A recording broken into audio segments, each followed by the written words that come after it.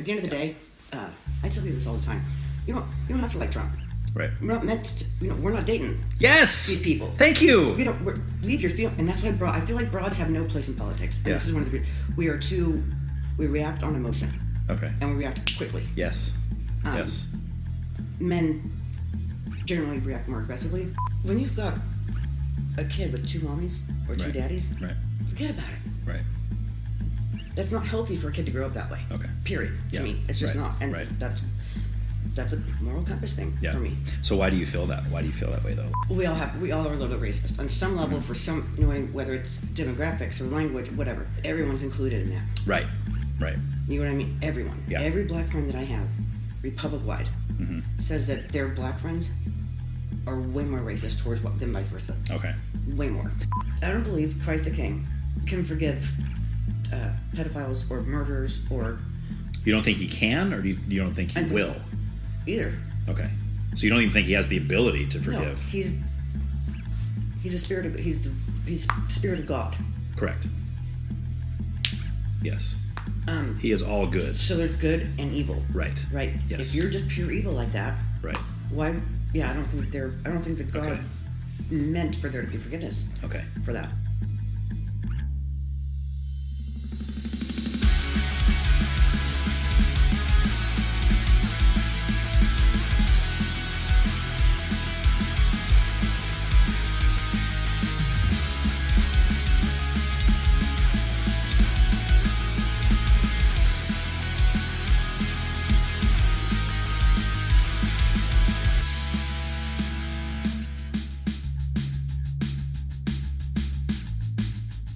Hey everyone, welcome back. This will be the kickoff for Season 3. A few things to let you know about. There will be no set release schedule for this season. I plan to release them as they happen. This means there could be new episodes released on back-to-back days, or it could mean that it will be 4 months with no new episodes, and then one will just pop up out of nowhere. This is all the more reason why you should subscribe, follow, add, or whatever your particular device calls it. This way you will be notified every time a new episode is released. This also means that the episodes this season will be released much closer from the time they were recorded. I hope to release each one within 2 to 3 days of them being recorded. This is in hopes that the things we are talking about will still be fairly current. This will all be with the exception of the first 6 episodes, which I have already recorded and which I plan to release over the next 2 weeks. After that, we should be on track. Another thing, over the break between seasons 2 and 3, I learned a new word, shadow ban, or maybe that's 2 words. Either way, it was brought to my attention that my show is being shadow banned, which means that certain social media platforms are preventing people from seeing my posts, which means that many people have no clue that these episodes are even available. That sucks. So please help by telling everyone you know about this show. Don't let the censorship police win. Thanks. As always, please send me feedback at whycan'twetalkaboutThat@proton.me. And also, as always, if you or anyone you know is interested in being a guest on the show, please reach out to me. Now on to today's episode. My guest this week is Jennifer Perizzolo. Jen and I were close friends in 8th grade, less close friends in high school, and then lost touch for many years after that. After high school, she spent years traveling and living all across the United States, and for the last 7 years, that included traveling with her young son. In fact, she was only able to do this podcast episode because she happened to be passing through my area. Her travels have given her a lot of personal experience with all the different beliefs and thoughts in different parts of the country, and much of that comes through in our discussion. I also learned during our conversation that Jen doesn't like Pearl Jam or the Red Hot Chili Peppers. I'm trying not to hold that against her, and I know I need to let it go. Your prayers are appreciated as I navigate through this difficult matter. As a disclaimer, we recorded this episode a few days before it was announced that Kamala Harris would be Trump's opponent in the 2024 election. So that's why we talk about Trump versus Biden. Just wanted to get that out there so you aren't confused, or think that we were living under a rock. Enjoy the conversation. I've never seen one like that. I like it's like an iPhone, but it's a flip phone kind of thing? I actually got it from a friend of mine. Okay. And I bought myself an S22 or 23, and I busted it. Like within a week. Yeah. So she never got her gift. Oh no. Yeah, I busted this one. But I'm used to it now. Yeah. That's why I always get, like, when I get mine, because I used to break them all the time. Now I pay the extra to get, like, the bulletproof stuff they put on there, the outer box, and the screen protector, because it's just not worth it to crack them. I mean, I'll put it in my pocket and forget it's there and sit on it. It's like, oh no! I did that, like, the second day I had a phone one time. I was like, my wife's like, what are you doing? I was like, I'm sorry. I'm not used to having this. Yeah. So, okay. So I just like to kind of go into, like, I mean, it's been forever. Like, we were pretty close in, like, 8th grade. We were, like, really good friends in 8th grade. And then we did go to high school together, but kind of had different circles of friends. We talked some in high school, but not a whole lot. Most of my memories of you are in 8th grade. Yeah. I was only there at high school for, like, half the freshman year. Oh, is that all you got through? Okay. And then you just dropped out, or you went somewhere else, or? No, I got kicked out. Okay. Attendance. Oh, okay. Doing core stuff for the family. So I went to Delta and ended up graduating. Oh, okay. It would have been our freshman year. Oh, wow. I got a job. Okay. Well, there you go. Yeah. That's even better. That's why we don't remember each other in high school. Yeah. I was absent. Yeah, I do have vague memories of you in high school here and there, but like I said, I think we definitely hung out with different people. Sure. We still had some of the same mutual friends from, like, 8th grade and stuff, but a little bit. Yeah, it's just funny. So so after that, isn't that crazy? That was 35 years ago. I know. We're old. I know. We're old. Right? God, yeah, that 50 mark is just creeping up on me every birthday. It's like, wait, what? Yeah. 40 what? Yeah. Am I 45 or 46 this year? I know. I always forget too. I have to ask my wife because she's better with the math. She's like, you're born 78, then Right. She'll always know how old I am. Good for her. So just kind of give me a rundown of So you said you graduated early, and you got a job, and then from there, I mean, I got to move all over the Republic. Okay. I didn't get knocked up till I was 38. Okay. So all of our friends, we're stuck here having babies. Right. I got to move wherever I wanted to. You just traveled which all was over. every kind of 9 to 12 months. Okay. Really. Did you like that, or was that? I loved it. Okay. Loved it. That's cool. Yeah. It's nice. Most people don't get out of here. Right. And it's sad. When people don't realize there's a big, huge world out there. You know what I mean? Right. Yeah, for sure. Yeah, the demographics are so bizarre to me. Okay. Everybody here is either super, like, hippie. Yeah. Or, like, super high energy executive. Okay. It's nowhere like that. It's nothing like that anywhere else. Yeah. It's maybe New York, I guess, Boston a little bit. Right, some of the bigger... Like metro cities. Right, exactly. But even the suburbs, no other places like it here. Yeah. And I prefer it somewhere else. Yeah. Okay, so now that you've been away from here, you don't prefer here? No. Okay. Where's your favorite place you lived? Nashville was pretty rad. That place was a lot of fun. Weather wasn't too bad. Yeah. The people were so kind. Yeah. Yeah, we almost moved to Tennessee. We were looking in the Knoxville area. I lived there for a while. Okay. In Knoxville, and then moved to Nashville years later. later. Nice. We have friends that literally, like, a week ago just moved to the Nashville area. Oh, they're going to love it. Yeah. Oh, they already do. It's so much fun. Yeah. It's so much fun. Like you said, the people are really nice. Yep. It's much different than here. I mean, there's nice people here too, but it's kind of a different attitude, Yeah, sometimes. there's something to be said for a twang, right? And the Southern charm. Right. When a little, 3-4-year-old kid. Yeah. You say, "Hi, ma'am." You're right. Forget about it. Yeah. It's adorable. Yeah, they all have manners, and they all, they don't leave manners at home. Right. Like most kids do here. Yeah, even if they're, like, cursing you under their breath after you walk away, to your face they're nice. That's what's different than here. Like, when we were kids, we'd say all kind of stuff, like, away from our parents, but Absolutely. Like, dude, I would never, when I was around any of my friends' parents or whatever, I was always very respectful and very, I would never use any foul language or nothing in front of adults. Now, I mean, I work at the library, I got these kids running all over the place, and they're just like, effing. It's like, dude, where are your, what in the world? Like, you just don't care because nobody else does anything about it. So that's my kid. Oh, yeah? When he gets pissed. If he's oh, yeah? You can't. Yeah. You can't use grown-up words around other people, guy. Yeah. And how old is he now? He's 7. 7, okay. Yeah. Wow, that was fast. Right? I mean, I remember seeing that he was a baby on Facebook. I remember you posting something. He's pretty rad. Okay. He's pretty rad. That's awesome. But, so now we're traveling everywhere. Okay. I no school him. So. No school. Like, he has to be registered as a homeschool kid. Okay. But there's no curriculum to follow. So like, he's learning fractions with our tools. Okay. Crunching on the car and the bike and measuring cups instead of... And you don't have any, like, government that has to. No. Really? And is that legal? Yeah. Where you're at? Okay. In all 50 states. Okay. Yeah. I didn't know that. See, because we've homeschooled all of our kids since my oldest daughter, who's now 25, 26. See, I'm old.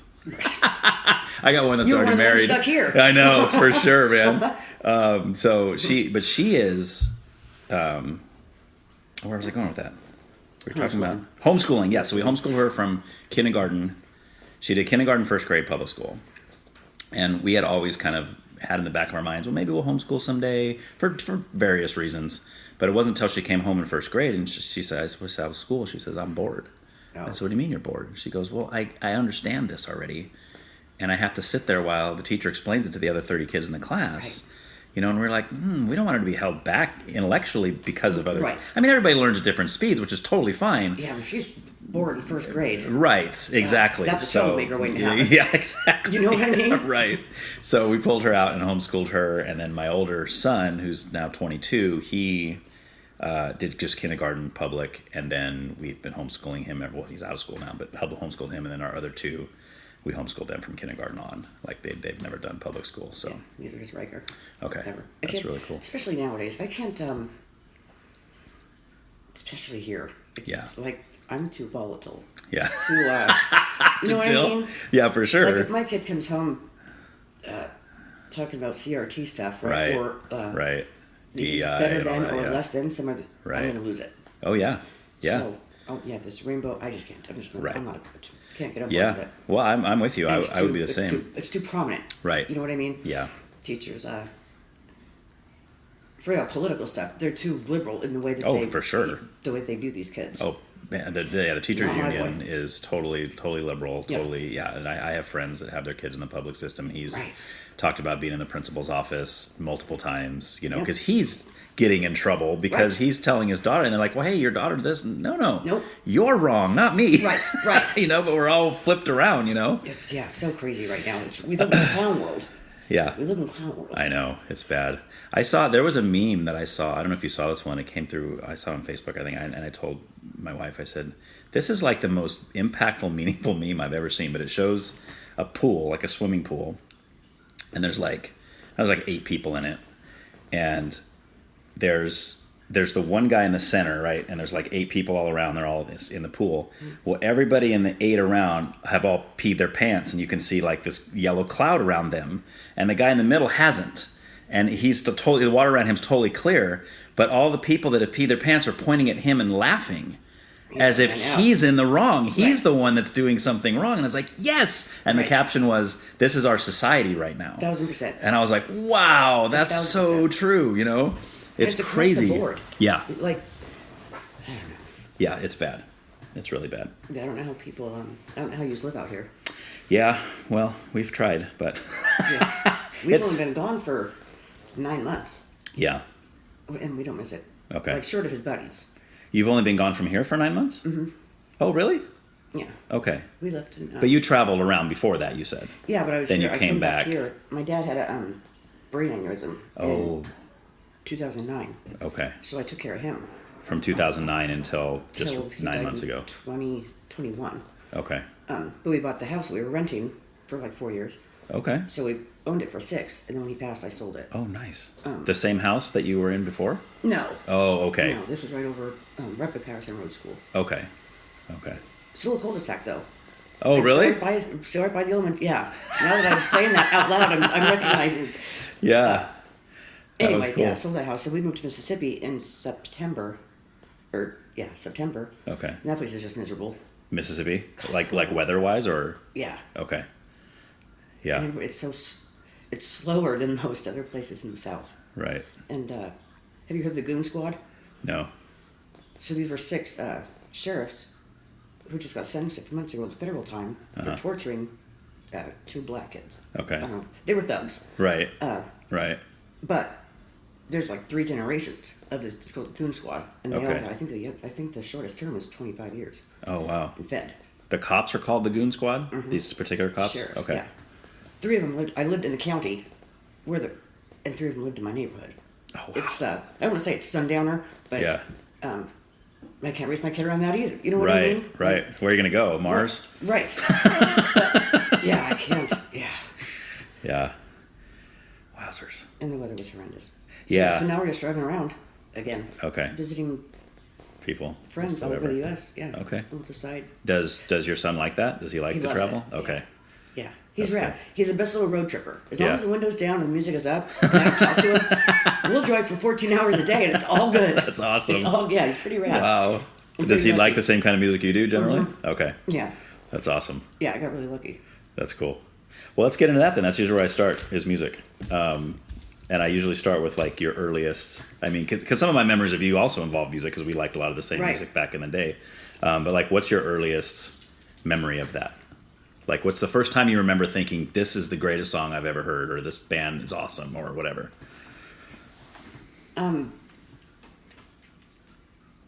Probably Bruce Springsteen. That, Okay. not Born in the USA, the other one.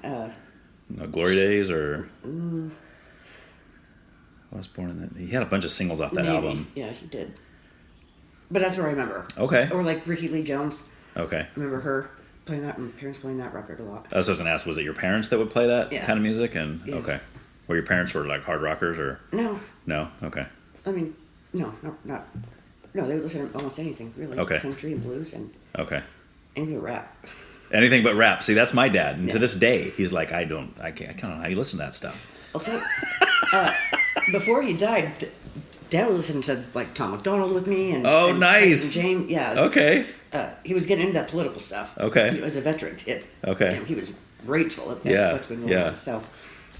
That's cool. Yeah, towards the end of his life, he could tolerate it, but certainly not when we were kids. Yeah. Right. I have to share this with you. I have one. The only memory I have of your dad, other than him being very scary to all of us, we were all scared of your dad because he just looked like he would kill us in a second. But I remember if we moved sloppy, he probably would have. Right. Yeah. But I just remember when you and I would like talk on the phone and stuff. Whenever he would need to use the phone, he would pick up the other line or whatever, and he would always call you D. Yep. Which I always thought was weird, and I always asked you, like, what does that come from? Your name doesn't have a D in it, and you said something about daughter. Yep. But you have a sister. I was his daughter. But you have a sister too, right? But I was his first. But you were the firstborn. Yeah, I was okay. a big girl. Okay. Yeah. So I totally remember that because he'd all the time pick up the phone. Yeah. D, get off. I need to use the phone. Don't even look in his direction. But I got called Jennifer. Right. Oh man. All right. So you mentioned Tom MacDonald. Which he's getting more recognition now. Obviously, he's climbing the charts and stuff. But a couple years ago, really, a lot of people didn't really know who he was, other than like in conservative circles, and because obviously what he's rapping about is much different than what Snoop Dogg and Kanye West and some of these other people are rapping about. So, how long have you been a fan of Tom MacDonald? Like, what brought you in? 7 years. Okay, so a while then. Yeah. So back in long before the nonsense. Okay, so because when you listen back when he was just like some weird Canadian guy, right? You know what I mean? Yeah. That had more American fans than Canadian. Yes, and he wasn't real political back in his early albums. Nope. He was the typical, drug, sex, rock and roll kind of lyrics, and sobriety and yeah, and that changed things for him. But yeah, he just keeps. Have you heard of the newest one? Not last Friday. I heard the one from 2 Fridays ago. Oh, maybe I haven't heard the newest. The last one I heard was the one where he's in the video. He's playing the role of the person on the right and the person on the left, and he's arguing with himself. He has another one like that from like 3 or 4 years ago. Okay, which one? What do you remember the title? Okay, because I loved that new one. I thought that was brilliant. He's he's so talented. Oh yeah. They produce everything by themselves. Like, yes, that's what I love. He's grown so much and has become such without any kind of label or selling his soul. You know what I mean? Yeah. Not having to sign. Nobody can touch him. They can't cancel him. No, they can't not sell stuff because he's doing it all self-produced. It's him and his girlfriend. Yep. So that's Pretty awesome. rad. Yeah, that's really cool. Yeah, but I like him a lot. And Burden, right there I listen to a lot. Burden? Yeah. He's from Florida. Is it another rapper? Uh-huh. Burden? Yeah. Huh. Spelled just like it sounds? Yeah. Okay. I'll have to check that he's out. getting out. This last album, it wasn't as political, but he's got some good ones too. Okay. And he's like conservative leaning kind of? Okay. Super, yeah. Okay. Yeah, very mega. Okay. Is he another white guy or is he? He looks Mexican. Okay. But one of his songs is called White Privilege, so okay. Maybe he's white. He just maybe he's half and half or something. Yeah, maybe. I don't know. Yeah, I'm surprised I haven't heard of him. I'll have to check that out. I think you'll like him. But you don't. I mean, you wouldn't say. I think you'd probably lean with that kind of stuff because of the lyrical content. But would you consider yourself like a hip hop fan, or just specifically stuff that the lyrics are? Pretty much. Okay. So what would you consider your favorite genre of music if you had to pick one? Punk still. Punk rock? Still. Really? Yeah. Okay. That's me too. So I actually just found when I was packing up again in Mississippi, I found my old iPod. Okay. Like the first generation, the big like the one. Nano or whatever it was? No, the big one. Oh, really? The very, very first one. It's got... it probably has every punk rock song Nice. you've ever heard of. Oh, from cool. every punk band in the history of time. Oh, that's awesome. Yeah. That's really cool.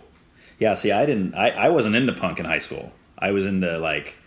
I mean, I don't know if you ever listened to these episodes, but I've told the story before, but I basically was all rap. Like, Right. you remember me in that, 8th grade. Me and my friends were nothing but Yep. rap. Anything was guitar sucked. Yep. And it wasn't until like 90, 91-ish where Nirvana, Pearl Jam, Alice in Chains, some of these grunge bands came out. And I was like, ooh, I like this. And then I saw Pearl Jam playing Golden Gate Park in like 94, 93, 94. And Bad Religion opened up for them. Mm-hmm. And I was like, dude. Yeah, and then kind of put him on the map. Oh, dude. And then I became a huge Bad Religion fan, and that led me into all the other 90s punk bands and stuff. And that's been my favorite genre ever since. I'm going to find this... I'm not a fan of Pearl Jam or... Oh, no? Or Nirvana or like Red Hot. But Did you used to be, though? No. Never? Not so much, no. Okay, interesting. But I found this channel. There. I'm going to play this for you. You can edit it out. Go for it. But it's... And you got... It's so freaking funny to me. What Pearl Jam sounds like to people who don't like Pearl Jam. Listen to this.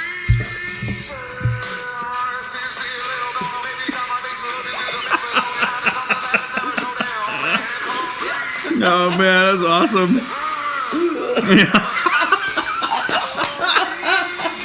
Oh, man, I love it. That's great. I freaking love it. Yeah. They've got one of the Chili Peppers. I love them. It's Yeah. so rad. I'm going to send that to you. Yeah. You might like the... They have one for the Chili Peppers, too? Yeah. Where it's like, It's just so funny. Yeah, that's cool. I've never seen that. It like doubles your screen. Yeah. And you can do like half. Mm-hmm. You know what I mean? Like the YouTube here and something else. That's really cool. Yeah, I like it. Too bad it was meant to be a gift. For not me. Right. Yeah. I'm going to send you this one too. This cracks me up every time.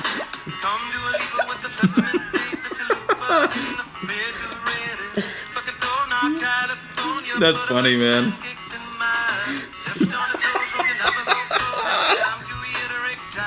It's true, though, right? I freaking love it. I mean, they have a sound, They totally do. obviously. And it's all just nonsense to me. Like, this is legit what I hear when I hear Red Hot Chili Peppers. Okay. So you don't like them either? No. Never Not have. even a little bit. Oh, wow. No. That's so funny. Oh, man. It's the little things, ain't it? Yeah, that's so funny. So at what point did you get into punk rock?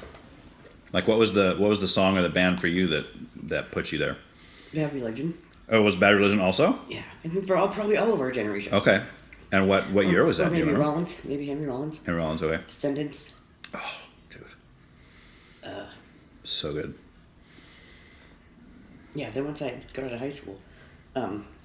Is that when it came in for you? Was high school? Right before high school, yeah. Okay. But after, when I graduated, that's when I got into like real old punk rock. Like Sloppy Seconds and Taking Oh, Abortions okay. and Okay. Like the old old stuff 80s, too, 70s, Kennedys 80s. and Ramones Yeah. and all them. Okay. Yeah, see, I was always more like 90s punk is my favorite. I mean, there's some old 80s bands. I love Minor Threat. I love... Yeah.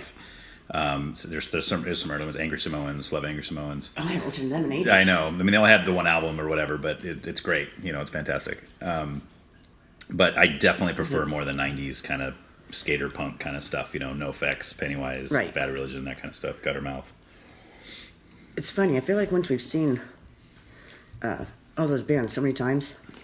See him play, you mean? Yeah. Yeah. I'm texting myself to remind me to look up it to find that band later. Oh, yeah. That's what I do, too. Otherwise, I don't remember. Forget about it. Yeah. Yeah. I'm old. Forget about it. That's part of being old, I guess. Totally. I used to use Post-it notes, right? Yeah. And I would have 20 of them. Yeah. Like on the bedroom wall or the door. So when I opened up then I just ended up with all the Post-it notes in a pile again. Yeah. And nothing got done. It's dumb. Yeah. So now I texted to myself. So do you remember specifically like what era of Bad Religion it was you came in? Like what album, what song? 885. Oh, old Bad Religion. That's the first stuff you heard. Mm-hmm. Interesting. Okay. Yeah. See, I didn't hear that till later, and I remember thinking, dude, that's like way different. Like I love it, but it's way different in sound. I think because all my buddies were older. Okay. You know what I mean? So that was kind of the go-to one. Yeah, everyone was 3, 4, 5 years old. Okay. And now, how do you feel about their newer stuff? Are you like not a fan? Not a fan. Okay. Same thing with like NOFX or Rancid or. Okay. Rancid changed a lot though. They got they got poppy. Yeah. I'm not a fan of like the pop punk. Okay. Yeah. So you're more like the hardcore. Just the old stuff. Okay. You know, not made for radio. Right. You know, like the speeder, kind of faster. Yeah, harder to understand the lyrics. I Yeah, guess. Yeah. Unless you had a lyric sheet. Right. Which I was appreciative because most punk bands give you the lyric sheet. Where they used to, yeah. Yeah, a lot of the hip hop guys don't, and it's like, dude, you can't understand you either. Like, what are you even saying? Especially with that mumble rap now. I know it's Forget bad. about it. You're right. It's bad. Yeah. Thankfully, we have Google now. We didn't used to have that back in the day. We had to rely on the inserts that came with the CDs. Man, when I was packing, I had an actual photo album, right, and a CD, and something else. And Breaker watched it, and he's like, "What is that?" Yeah. It's a photograph. It's a picture. It's like, no, pictures are on the phone. No. Oh, it's wow. an actual photograph, guy. Isn't that an eye opener? And now with AI, our kids are not going to know. Well, yours will, but my kid isn't going to know the difference between a real picture, a real photograph, and something that's AI generated. That's true. That scares me. It is. AI is scary. What they're doing with it is frightening. Yeah. Because We're in trouble. I know. We're in freaking trouble. We're at a point where they could potentially frame me for a crime. They could show a video of me robbing a bank or something. 1,000%. It's like, that looks just like you. 1,000%. Dude, I was nowhere near there. What are you talking about? Yep. Nope. 30 years prison. 1,000%. Yeah, it's terrible. It's hard. Yeah, we're doomed. Yeah. All right. So what's some other of your favorite punk rock bands?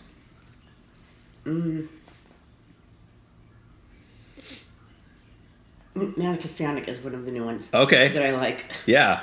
I just learned them a couple of years ago. I just found them like 6 months ago. Did you? Yeah, and I think they're hilarious. But did the singer that passed? No.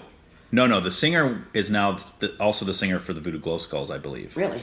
Because that guy left, the singer for Voodoo. But one of the guys in Man Hispanic passed, I believe, recently. I can't even keep track. I think NOFX has a song about it. And I can't remember what the... I don't think I listened to a NOFX album since... What was the last one? The new one since the Zoo one. Heavy Petting Zoo? Yes. Okay. I think that was the last one I enjoyed. Okay. Yeah. And that was 20 plus years ago. Yeah, that was what, 90... I don't know. 96? I think it was That's 96, 97. Yeah. Yeah, I think their best albums were probably Longest Line, Through White Trash, Two Hebes, and then Punk and Drublick was great, and then the one you're talking about came out after that. So it was kind of like one. Yeah, and there are other ones after that I think had some select songs that were good. Yes. But I couldn't listen to a whole album. Not the whole album. Not Yeah. chance. Yeah, it's a bummer. The first one I ever heard by them was I Heard They Suck Live. You ever heard that live album? Yeah. So that was kind of cool. That was the first one I ever heard. I never heard them before, and I was like, oh, okay, I'm kind of getting a variety of their songs and stuff, plus listening to how funny they are live and the things they say. And they're consistent. Yeah. You know, it started for some of these super talented artists to be able to perform on stage as well as they do in the studio. Right. NOFX is certainly one of them. Yeah. And for as old as they are. Right. They still have the energy that they do. I know. I've been watching video of their final tour because they're breaking up, right? You heard that? Yeah. Yeah. They're old. They are. Yeah. It's time. Yeah. Might as well quit now. Totally. So I've been wanting to go. I saw them live in had to have been 99, 2000. That was probably the last time I saw them live. I saw them at Ventura Theater. That's where I saw all the shows back in the day. Was at either Ventura Theater or the Living Room in Goleta. Yeah. That's where everything was. Go there a lot. Oh, really? Yeah. That was a cool venue. Last time I saw them was at Pozo. Okay. I think this summer before I got knocked up. Okay. So 7-8 years ago. Yeah. I'm basing that on how old your son is. Yeah. Okay. And did you enjoy the show then, even though they were playing probably some of the newer stuff? Was there and Misfits. Oh, dang. Who else was there? A couple of, Strung Out was there. See, love Strung Out. Maybe Face to Face was there. Okay, could have been. Yeah, it was a great show. Yeah. Last one I got to go to. Okay. No, that's a lie. I saw Dropkick and Floyd and Molly. Okay. After I birthed Riker. I would say going around the country, you probably get a lot of chance to see a lot of different shows. Yeah, I used to. That's awesome. Yeah, I used to. Like around here, we can't get them. The broad that's, trying to walk into a bar with a 7-year-old. You know what I mean? Right. Yeah, exactly. All those. It's just him and I. So, yeah, where I go, he goes. Yeah. But he likes the punk rock music and stuff that you play. Okay. And the rap stuff actually, and blues. Okay. Nice. Yeah, he's got some rhythm for a little white boy. Yeah. It's funny. Watch, it's funny. Yeah. You think he'll be musical himself? I hope so. Okay. He wants to learn the harmonica. Okay. I want him to learn how to play the spoons. Right. There you go. I just thought of Spoon Man from... what was that? Soundgarden? There's a broad. Ashley, maybe? Ashley the Spoon Lady? Have you ever seen her? No. Oh, she's rad. And she's from the Appalachian Mountains. Okay. And she looks it. Yeah. Yeah, she's a disaster. But it's so rad watching this old broad. Yeah. Play, yeah, she goes all over the South. She's doing street venues and stuff. Made a living for herself for 20 years. That's really cool. So I'm trying to convince that kid to do that. Yeah, that's cool. I mean, you might as well get I think it would be. in the door. I mean, 2 of my kids are pretty musical. My older son, he's got a couple of self-released kind of albums, I guess. Nice. I mean, just he makes them in his bedroom. He just kind of puts them out. But it's like I vaguely remember you telling me that. Yeah, I posted some of the songs on YouTube or Yeah. on Facebook. He's got some YouTube videos that he's made. I can't remember that. So scroll Facebook to remember who showed what and who did what. But I can't even do the Facebook. If I see something that makes me laugh, I'll share it, and that's it. Right. Like, I don't ever go back. I don't ever, like... Okay. To see if anybody responded to it, you mean?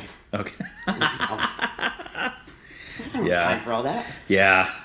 It's a bummer. I mean, Facebook used to be more of a good place to have discussion, and now because people hide behind their usernames now, and they just say whatever they want, and it's like... They're tough. Yeah. They're tough behind that keyboard. Yeah, exactly. And it just gets juvenile, and it's like, come on, people. Well, people don't want to hear anymore. Eric, I was telling Eric last night, I'd rather be ignorant than dumb. Mm-hmm. If I'm wrong, show me that I'm wrong. You know what I mean? Don't let me be freaking dumb. Show me that I'm wrong. Right. But you barking at me and saying the same thing over and over. Right. But see, I'm that's... not going to respond well to that, and that's most people now. That's I was going to say that's lost on people is the idea of wanting to know the truth regardless. Right. Like I have a lot of strong beliefs, but I've even told people, look, that disagree with me. I said, look, if you can show me evidence that what I believe is wrong, I will abandon the whole thing. 1,000%. Right? Because why do I want to continue down a road that's false? Right. That makes no sense. But most people are just like, no, this is what I believe. Yeah, but what if I can show you it's not right? Doesn't matter. Doesn't matter. It's like, okay, And it's so weird to me. Like, to imagine going through life like that, especially raising kids. Yeah. Like, could you imagine telling your kids as teenagers, whatever you know right now is it. Whatever I've taught you at 15 years old, that's it. Yeah. That's, written in stone. That's not how people work. That's not how humans work. I mean, it is now, but... Right, unfortunately. We're not meant to work like that. Right. God bless. Yeah. Yeah, it's easier to debate with children sometimes now than adults. Right. Even with friends, you know what I mean? Even with friends sometimes. Unless it's college kids. That's even the worst. That's like, they're just pumping them out. And they know everything. Right. Yeah. Well, I knew everything at that age too. Degrees in basket weaving and feelings. Yeah, I know. It's bad, yeah. With Palestine flags. Yeah. See, that's one of those things that I just like, because again, I'm always open. I try to listen to both sides of everything. But it's amazing how many of the 20-somethings I talk to now are like all on board. Palestine's the greatest. Israel sucks. Yep. Ukraine's rad. Yeah, right. Exactly. And it's like... but Hitler reincarnated. Yeah, right. But when you question them and ask, well, why do you say that? They have no idea. No clue. They're just because their friends are saying it, or their college is spewing that out, or they're watching TED Talks or whatever they're doing, and they're taking it all in. But it's like, yeah, but why? Like, do you really know why you believe No, that. they You don't have a know, basic understanding of history. right? And that's changed. That's one of the reasons I won't put Riker at school. Mm-hmm. You know, he's not going to learn that black folks were the only slaves. Right. You know, or that the first slave owner was a black man. I mean, those Right. things matter. They do. You know, if he's going to interact with, or, you know, continue to interact with our black friends now, Right. most of them don't even know that. Right. So when they're getting to learn from a 7-year-old, that can be impactful. Right. Right. So that's interesting too. That what I've noticed is the black friends that I have, and again, I haven't been around the country as much as you have, so you probably have a better understanding of this than I do. But I know that the black friends that I have, they don't believe the things that the media seems to be pushing and making you feel like this is the way every black person in the country feels.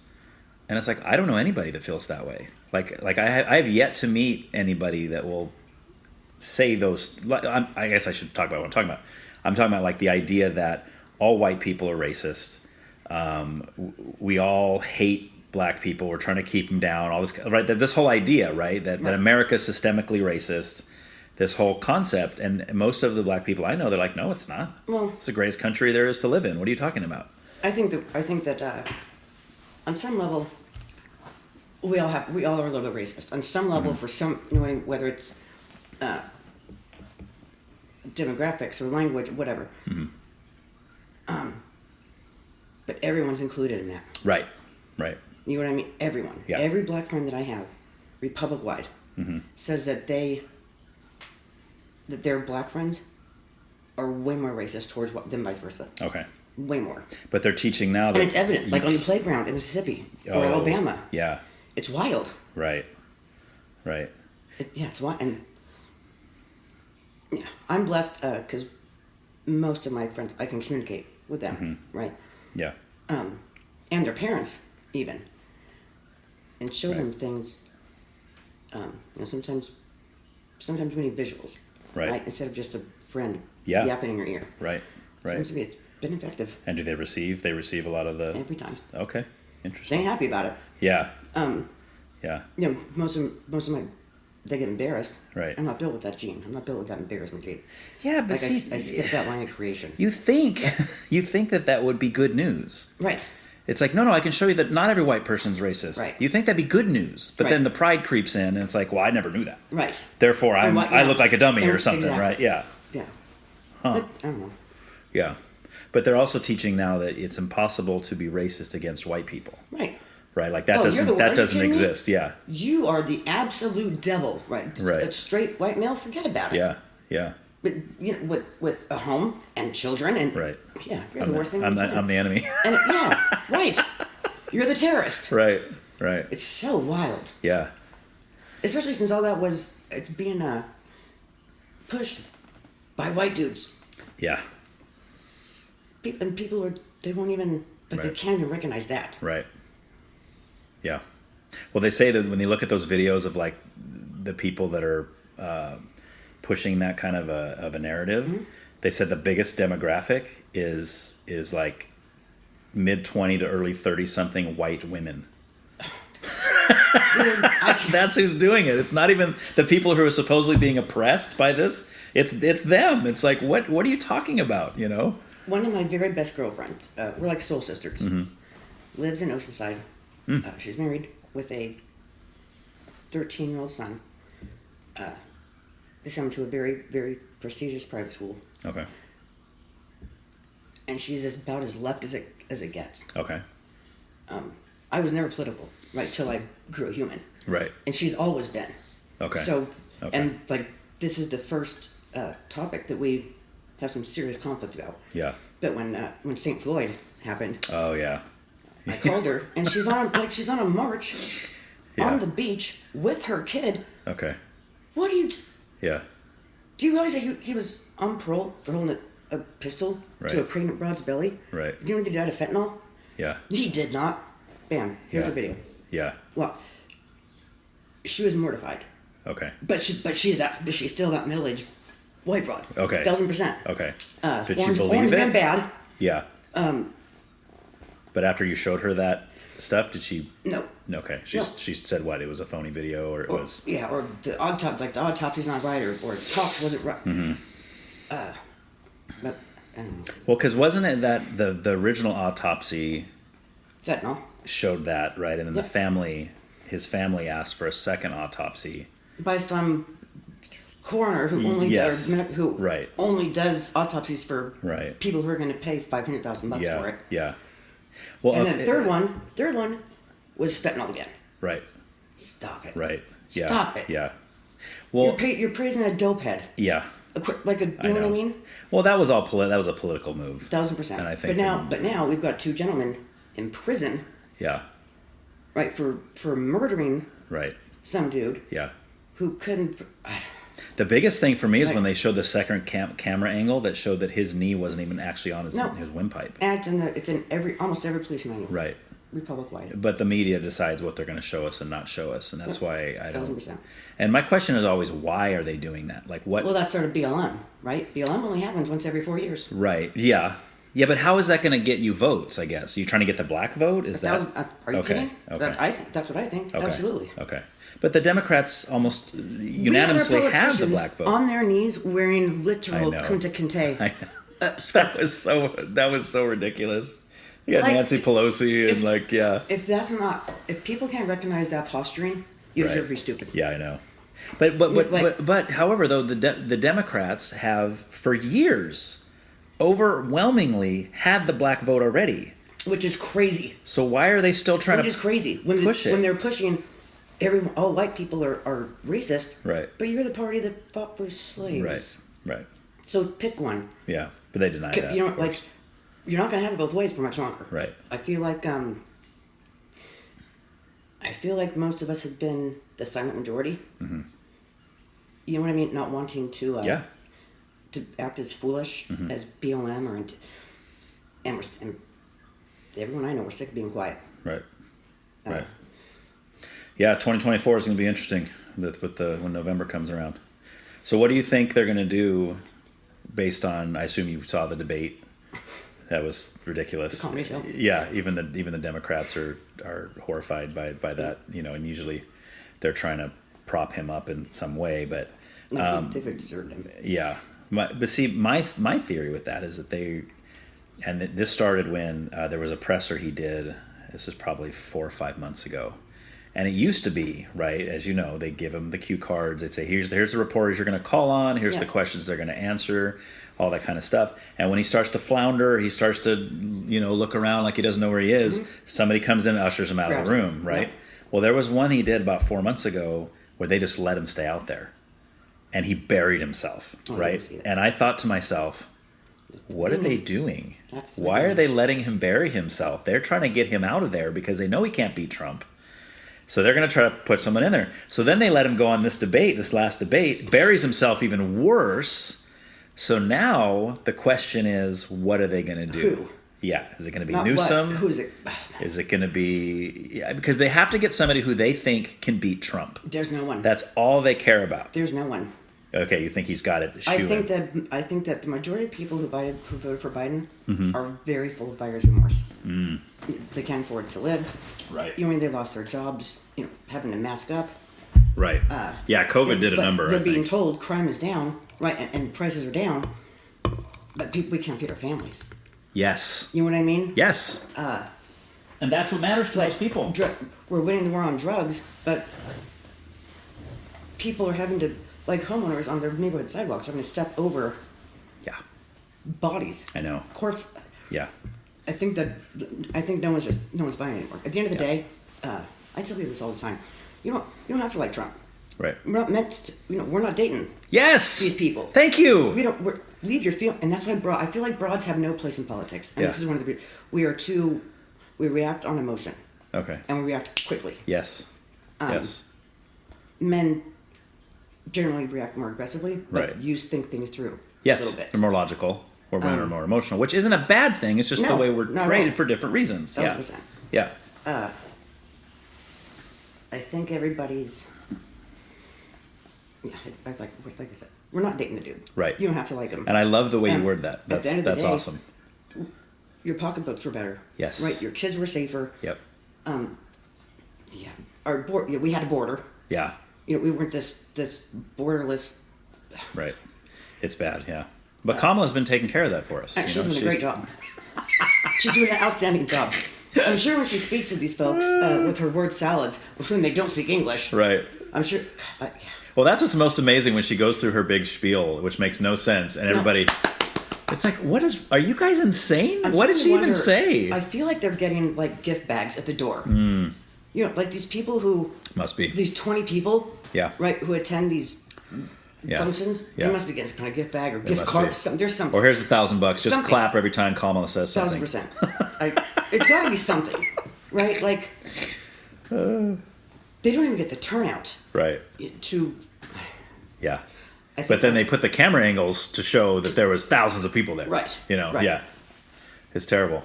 But I mean, so to me, she's the worst person ever. Mm-hmm. Like, I'll take Biden over her. I'll take Newsom over her. I'll take a lot of people over her. I think she is absolutely terrible. But I think the Democrats also know that. So even though she's got her eye on that presidency, I don't think they will let her do it. Unless she, like, offs Biden, you know, and poisons him or something. And then she's like, well, I guess it's me. What has she done? You know, nothing. I don't know one person. Nothing. There's when nothing. I asked that question, I did not have one person tell me one thing, good or bad, that she's accomplished. Oh, I got you. Not I got one. you. I got one for you. Here's what I'm told. And then when she first came in, when she did the debate with Mike Pence, what did everybody say? Excuse me, right. I was talking. Yeah. And they're like, boom! Yeah. Served or whatever. Like, they're like, man, she just totally rocked him. And like, no, she said literally nothing. With an attitude to Vice President of the United States of America. As she's shaking her head back and forth. Right. It's like, really? This is the kind of someone that looks like she should be on the Jerry Springer show? Yes. Is someone you want in office? Yes. I mean, what is the deal? You know? She talks about supporting the black folks, right? Supporting the minorities. When she put more black men in prison for non-violent crimes. Like weed crimes and stuff, right? Yeah. 1,000%. Yeah. No one knows that, though. Right. You know, like let's forget about the record. Right. But we got a broad in the White House. Yeah. So that's supposed to mean something. Ugh. Do you listen to, I assume you do, like Daily Wire guys, like Ben Shapiro or... Not so much anymore. Okay. Well, he just released yesterday the first episode in the one he's calling it Scamala. Oh, and it's a 3-part series where he's literally breaking down her total rise up the political ladder to how she got to where she is today. I have to watch that. And the first episode he's talking about was named Willie Brown or whatever the congressman that she was going out with. He was like 30 years older than her or something. Yeah. Because people have said that for years that she slept her way to the top or whatever, you know. Yeah. But then he's kind of breaking down a bunch of stuff. It's pretty cool. There's only been one episode released, but I think it's going to be a 3-part thing. So I like Shapiro. This stuff with Israel and it infuriates me. Okay. And I can't. It's difficult for me to watch him have to defend his religion, his homeland, where his family lives, and try and teach people history. Yeah. And get bashed. It's easier for me to. It makes me rageful. Okay. You know, it makes me legit rageful. He usually has good responses, though, for the most part. Usually, but if you. Yeah. That's why when I see they have to come in and have to say things like, well, does your wife like it? And something. They have to, like, insult his wife or something. Because they really have no rebuttal to what he's actually saying. Which is what is infuriating to me. Yeah. You know, like, the man's trying to teach people. Right. And he's treated like a toddler. Yeah. And, it's infuriating. Yes. But it's what you're doing right here. Right. People refuse. Yeah. They refuse to secede. They refuse to entertain. Yeah. Other ideas or believe anything. Yeah. Yeah, we've certainly failed at self-reflection in the last decade or so. As a whole, humanity as a whole, we have failed in that department. So what do you think has changed? Like, what do you think has shifted to where that's where we are, where we make statements like that now, and we say humanity has really taken a turn for the worse in a sense? I think, for whatever reason, they've been like, I'm a wholehearted believer. I believe in all this New World Order stuff, and it goes back centuries. Okay. Centuries. It's not a new idea. It's not a new implementation that's been... Okay. So break that down, New World Order. What do you mean? Like... So like a one government. Okay. Right? A one currency, one government. Okay. That's the 1% of the world, right? The wealthy. Okay. And we're just plebs. They're controlling everything. We're just pawns in the game. Right. So no more No more presidents, no more kings or ambassadors, no more just one government for the whole wide world. Okay. It's ridiculous. You think that's what we have? No, that's what That's what they we're want. heading towards. Right. Okay. Like Klaus Schwab and Okay. The WF and WHO, all those old foreign people who haven't really ever gotten their hands dirty, or Yeah. they're the ones that want to run the world. Right. Which is crazy because I wouldn't It's want to run insane. the world. I It's would never insane. want. I wouldn't want that job. Not a chance. Not a chance. Yeah. Anyway, but on the whole, like, historically, again, that's a centuries old idea, Right. a premise Right. that's been trying to be implemented Yeah. for as long as humans have existed. Well, the Bible talks about a they've one world gotten- currency. Right. They don't want patriots. Right. Right. They're trying to break down not just our republic, but look at France right now, but everywhere. Oof, yeah. Uh, Europe is a mess. They're trying to break down patriotism worldwide. Mm-hmm. Then they take God out of. They're trying to take God out of church. Yeah. God, like Right? I've never thought of it like it's Yeah. doing that right. They're Yeah. trying forget schools, right? Forget the they're trying to take God out of church. Right. Yeah. It's insane. It is. It's absolutely insane. Yeah. But I feel like those two things were kind of the catalyst to clown world. Okay.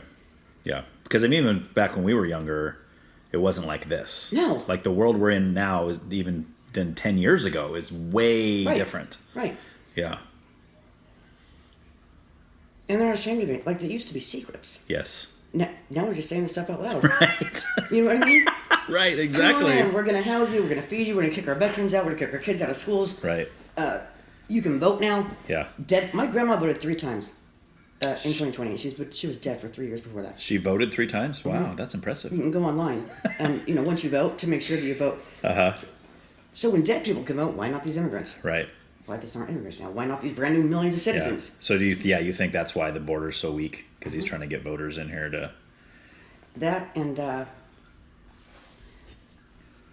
think if they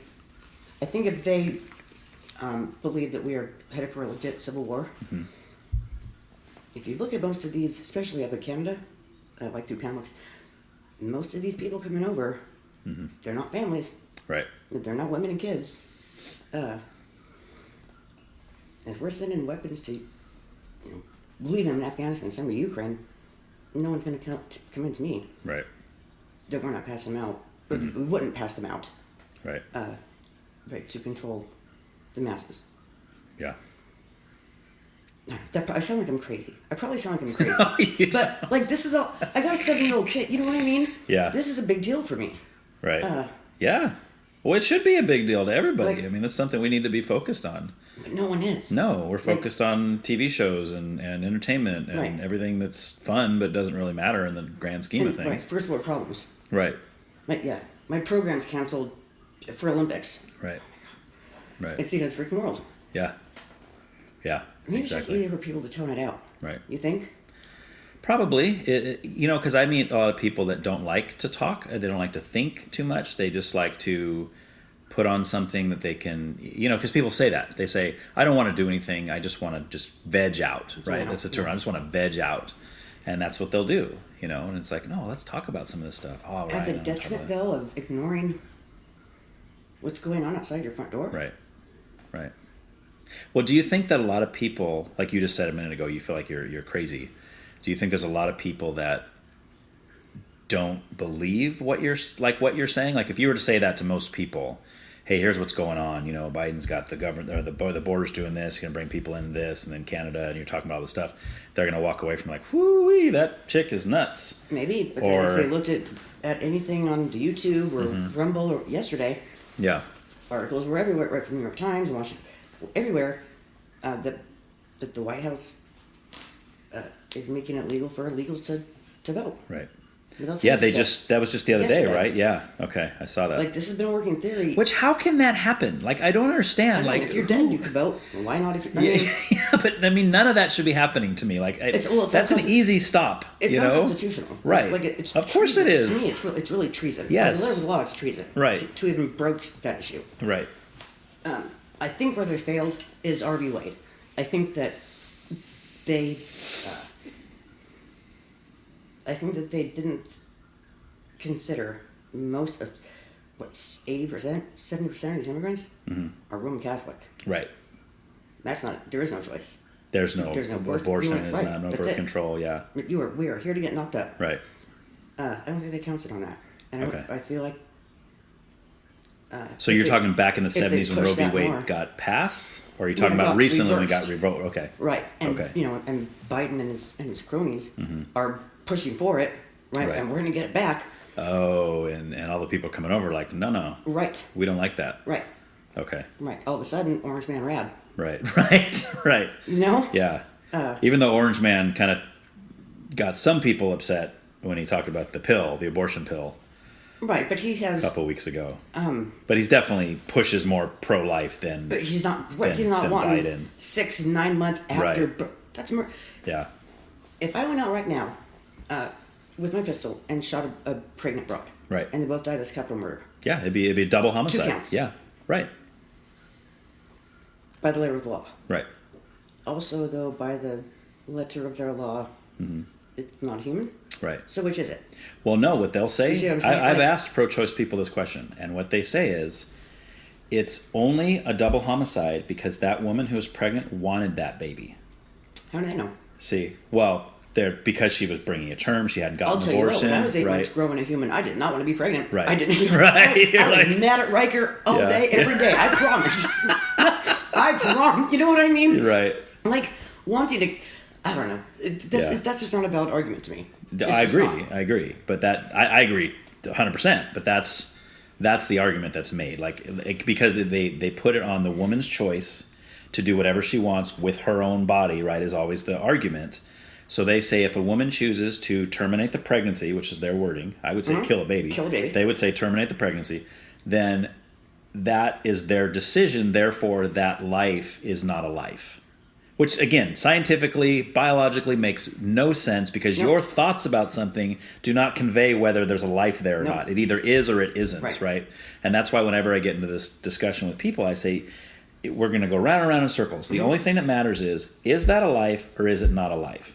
If it is a life, and you as a, not you, but I mean the person I'm talking to as a pro-choice person says, no, it is a life, then you have to explain to me why it's okay for you to kill that life simply because it happens to be growing inside of you as a woman. Right. That's what you're going to have to explain to me because they'll say, oh, no, it's part of the woman's body. No, that's been scientifically proven that it's not a part of the woman's body. It's a separate entity that is living inside the woman's body as an incubator, right? Yeah. That's what it is, word, right? Yes. Yeah. And then you have the men who also play the same role. I mean, just as much a role in impregnating as the woman, right? You have to have the man to make the baby, yet he has no say so. You don't get to say nothing about it, guy. Nothing. Right? And it's Don't tell me sad. what I can It's do. terrible. And I've seen horrendous videos of outside of Planned Parenthood places where the dad is just sobbing Beside himself. Yes, he's like, please don't do this. Yep. He's like, just have the baby, give it to me. I will never talk to you again. I will take the baby and leave. We'll leave you alone. Yep. Just let me raise my baby. Don't do this. And then she goes in and does it, and he's just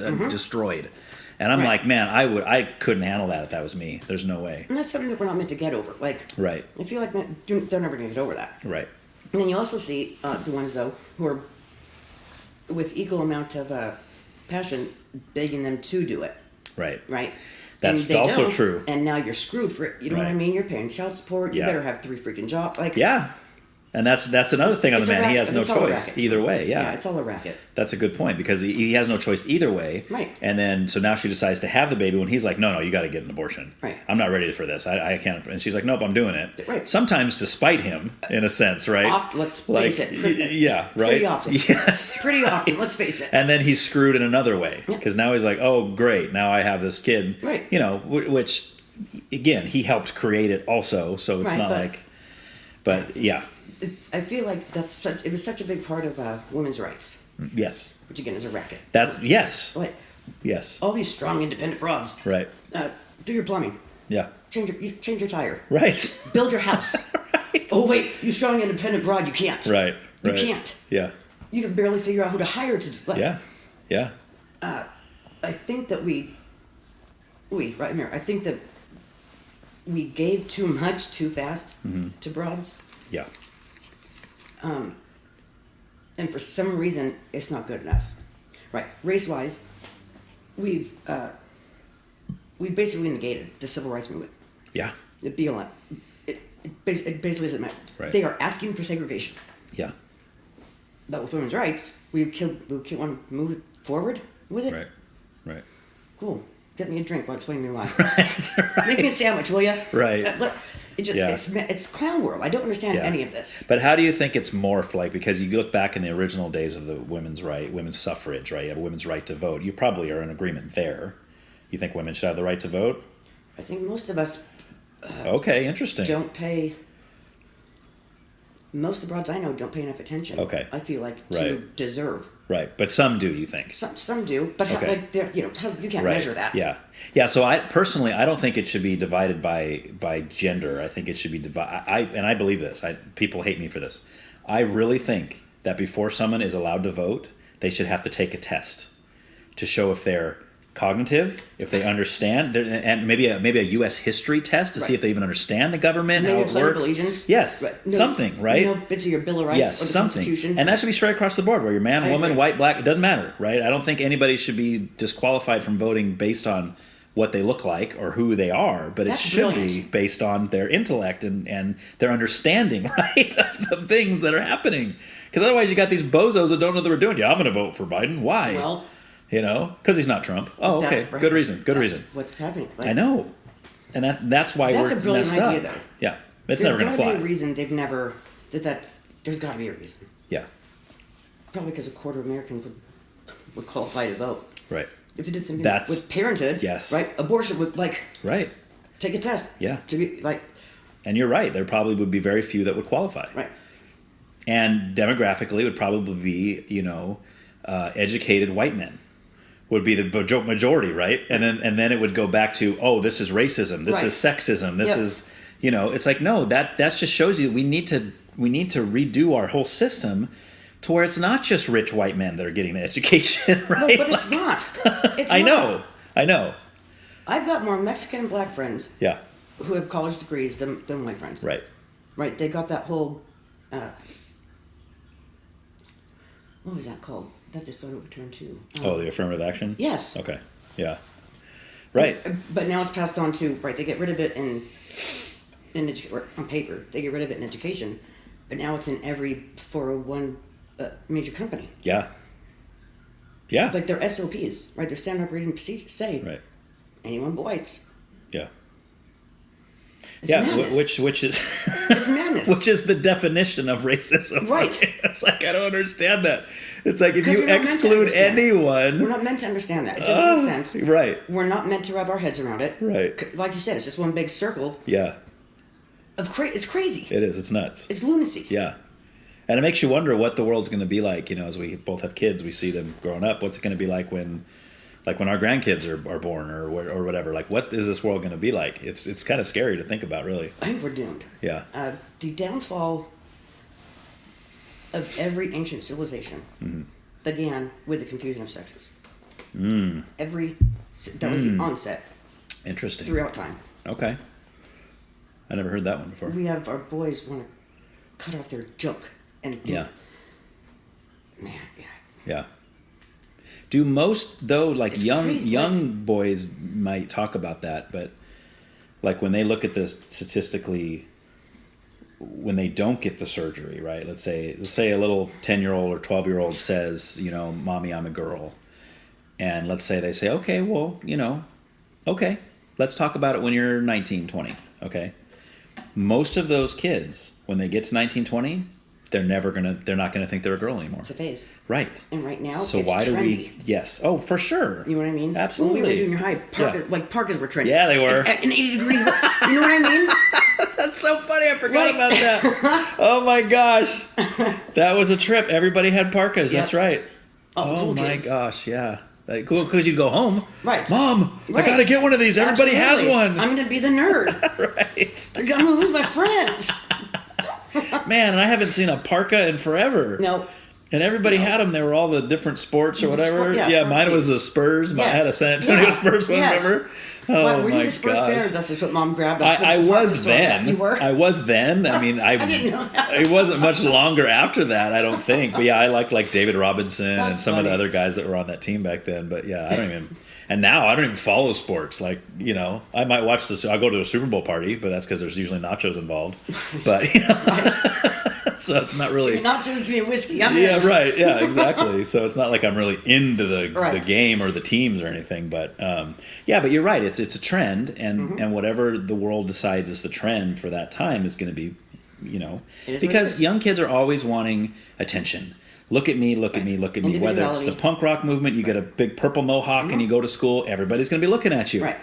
And of course, what always cracks me up is the people that do that and like, what are you looking at? Right. What do you mean? You made yourself to be a spectacle and you're wondering why people are looking at you, But yeah, it's just like the rise in, and I know people would disagree with me on this, but like the rise in younger homosexual couples, supposed, right? Like you look at statistically, you look at junior high up through high school, there are more lesbian couples now than there ever has been. Ever. Yes, you go to any high school campus, you're going to see two girls walking around holding hands. Yep. You're going to see the whole thing. Well, why? Because then they're known as the lesbian couple. Right. And both of those girls, most likely, statistically speaking, by the time they're in their 20s, are going to be married to a guy. Yep. They're going to have children. They're going to look back on that as a phase they went through, and that was it. Right. Or they're going to be middle-aged white women at BLM marches. Right. There will be that. Yeah, there will be definitely be that group too. But yeah.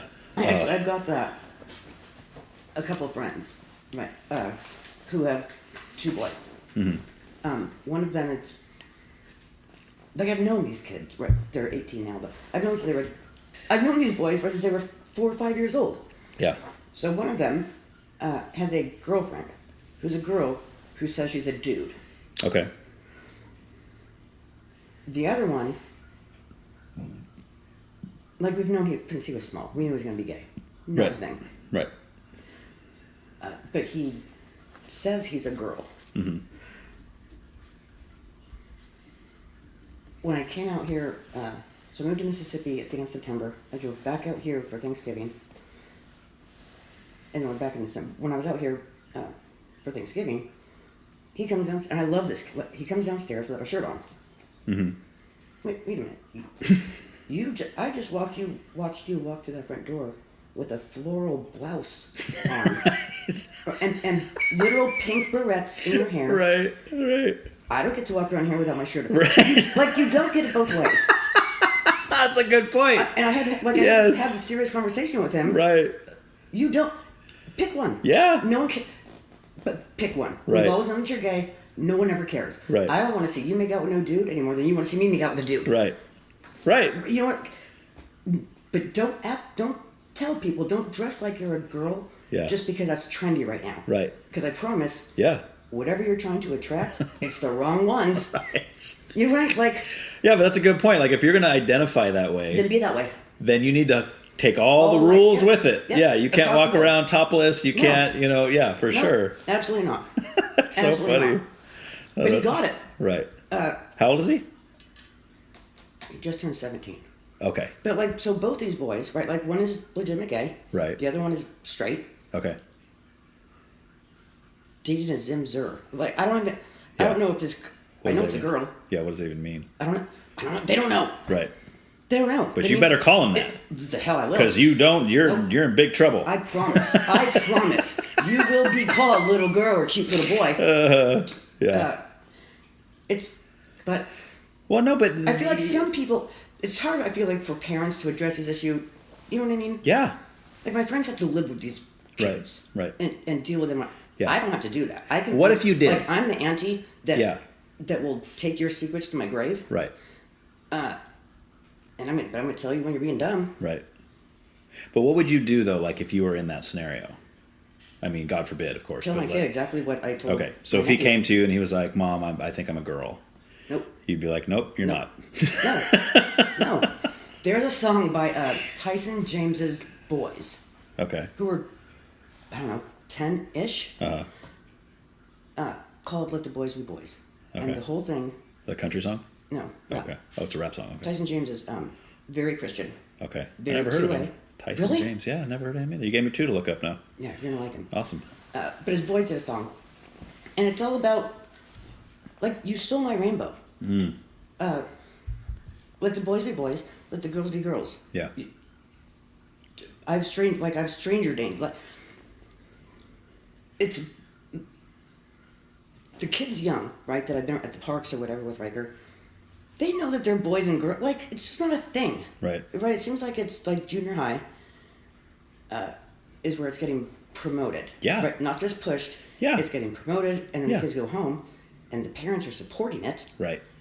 which is even more madness to me. Right. Right. Yeah. Then you look at like the suicide rates. Yeah. Right. Both before and after these stupid surgeries. Right. It's all a mess. Which that's higher after the surgery. Absolutely. That's what's amazing. And Considerably higher. that's why that argument that people make, and they say, well, it has to be, you have to let your kid get the surgery, because if you don't, they'll kill themselves. If And the my- parents, what's the term they say? Would you rather have a trans kid or a dead kid? Right, is what they tell parents. And it's like, well, statistically, might still do it after the fact, right? So I mean, There's some mental illness there. of course, As far as and I'm the concerned- surgery's not fixing that. Right. Right. This whole trans thing is a mental illness to me. That's it. Right. Period. Right, which it used to be fine to say that. It was called gender dysphoria. It is still fine to say it. Well, I know. I agree with you. I still think it's Like- true, but even in social circles, it used to be okay to say it that way.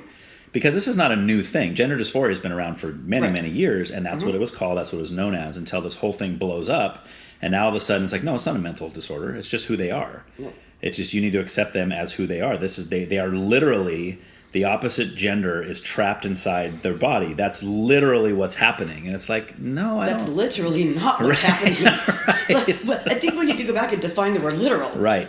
That's another thing that gets me. Yeah. All these definitions. Yes. Besides all these new Right. words, they've changed the definitions of. Yes. Yeah, they changed the definitions of things and metaphors of. Yeah. I don't know. We're plebs. Yeah. But, like, I for real think that depopulation. Okay. Right. Every civilization throughout history. Mm-hmm. The confusion of sex has been the Yeah. start of the downfall. Okay. Interesting. From Aztecs to the Roman Empire. So what across the board. was it? Let's go with that, because again, this is new territory for me. But if you talk about like an Aztec Empire, was it the similar thing? Was it a transgender thing you're talking about, or was it more like roles of men and women were starting to I change? believe in particular, the Aztecs, the Mayans, it was a role reversal. Okay. Right. So Meaning the people women who are- would. like all these scholars, right, who say, oh, they weren't mentally ill, right? Right. Mental illness didn't exist back then. Right. Because Big Pharma wasn't there to fix it. Right. But the husbands were dying. Yeah. Right? So the women had to go out and hunt. Yeah. Or else their kids would starve, right? They didn't. Oh. Another dude, or the eldest son, Oh yeah. you know what, would take over. Sure. No, we're not meant to. There are very few tribes or circles in Yeah.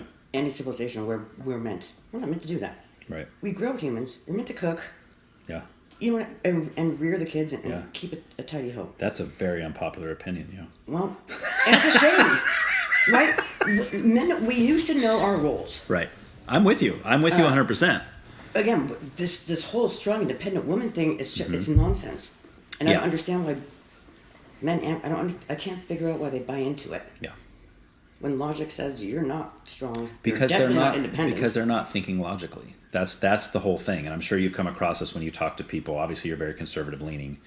When you talk to someone who's very liberal leaning, you listen to these debates or even people you talk with. What you see is that people on the right are saying things like Ben Shapiro say, facts don't care about your feelings, right? He's very about logic and facts and statistics. And someone on the left basically is saying, yeah, but I feel. Yes, but my feelings are this, but this makes me feel. And that's their whole argument. And that's why the two sides can never see eye to eye, because it's almost like a different brain function. It is. It is. It's men and women. And that's another thing. Yes. Men are not men anymore. Right. Like alpha males and good broads, like, we're going extinct. Yeah. We are a dying breed. Right. I promise, I've got myself into some not great situations walking through a market, and I'm going to tell some dude, give your girlfriend back her skinny jeans, guy. Like, right? Lines are being crossed. Yeah. Like, be it with whatever, Man-Buns and skinny jeans on dudes and hands with no calluses. Yeah. And a man who doesn't own a toolbox. Right. To a broad who owns a pink little toolbox and thinks she can build a house with it. With rhinestones on it, right? Yes. It's all bedazzled. Bedazzled. Yes. 1,000%. Yes. Oh, that's awesome. And brags to her friends about having. Yeah. Right. Yeah, and it's almost like we're breeding them that way, right? And it's like a continuous cycle of, because if that guy, the man bun wearing, skinny jeans wearing guy, gets married to a dreadlock having hippie whatever feminist woman, and they have children, obviously that's the way they're going to raise them. They're going to raise them and say things like, no such thing as discipline. Just let little Bobby be whatever he wants to be, and he can do whatever he wants, and I'm not going to tell him no. And then they grow up, and then they're twice as bad as their dad.